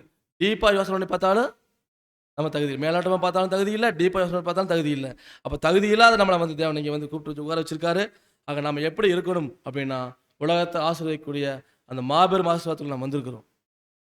உலகத்துக்கு இந்த இழந்து போன ஆசீர்வாதத்தை, அந்த மாபெரும் விருந்து தயார் பண்ணி கொடுக்கக்கூடிய வேலை செய்ய போகிறோம். அன்பான சகோதரர்களே, ஆக நம்ம இந்த பார்த்த பாடத்தில் எவ்வளோ ஒரு பிரம்மாண்டத்தை தேவன் காமிச்சிட்டு, நான் எவ்வளோ பிரம்மாண்டமானவங்கிறத சொல்லிட்டு, நீங்கள் எப்படிப்பட்டவங்களா இருக்கிறீங்க, ஒரு தூசாவும் துளியாகவும் இருக்கிறீங்க தெரிஞ்சுக்குங்க. அதனால் உங்களை அழைப்பையும் தெரிந்து கொள்வதையும் என்ன பண்ணுங்க, உறுதியாக்கும்படி ஜாக்கிரதையாக இருங்க. ஜாக்கிரதையாக இருந்தேன்னா நிச்சயமாக இந்த மாபெரும் ஆசீர்வாதத்தை நாம் பெற்றுக்கொள்ளலாம். உலகத்துக்கு மாபெரும் ஆசீர்வாதத்தை தர முடியும். ஆக அன்பான சகோதரர்களே, இப்போ நம்ம பார்த்த பாடத்தினுடைய தலைப்பு என்னங்க, கர்த்தருடைய செய்கைகளை வந்து பாருங்கள். நம்ம வந்து பார்த்துட்டோம், தேவன் எப்படிப்பட்டவர், அவருடைய பிரம்மாண்டம் எப்படிப்பட்டது, அவருடைய செய்கைகள் எப்படி இருக்குங்கிறத பார்த்துட்டோம். அந்த செய்கையில் ஒரு செய்கையாக தான் நாமளும் இருக்கிறோம். அந்த செய்கையில் நம்ம தூசாக இருக்கிறோம். நம்ம நிலைமை உணர்ந்து தொடர்ந்து வரக்கூடிய காலங்களில் இன்னும் நமது குணச்சத்தை வளர்த்துக்கொண்டு தேவனுடைய ராஜ்யத்தில் சென்று சேர தேவன் தாமே நமக்கு கிருபை செய்து வழிநடத்துவாராக. பொறுமையோடு கேட்ட தேவன் தாமே ஆசீர்வதிப்பாராக. ஆமீன்.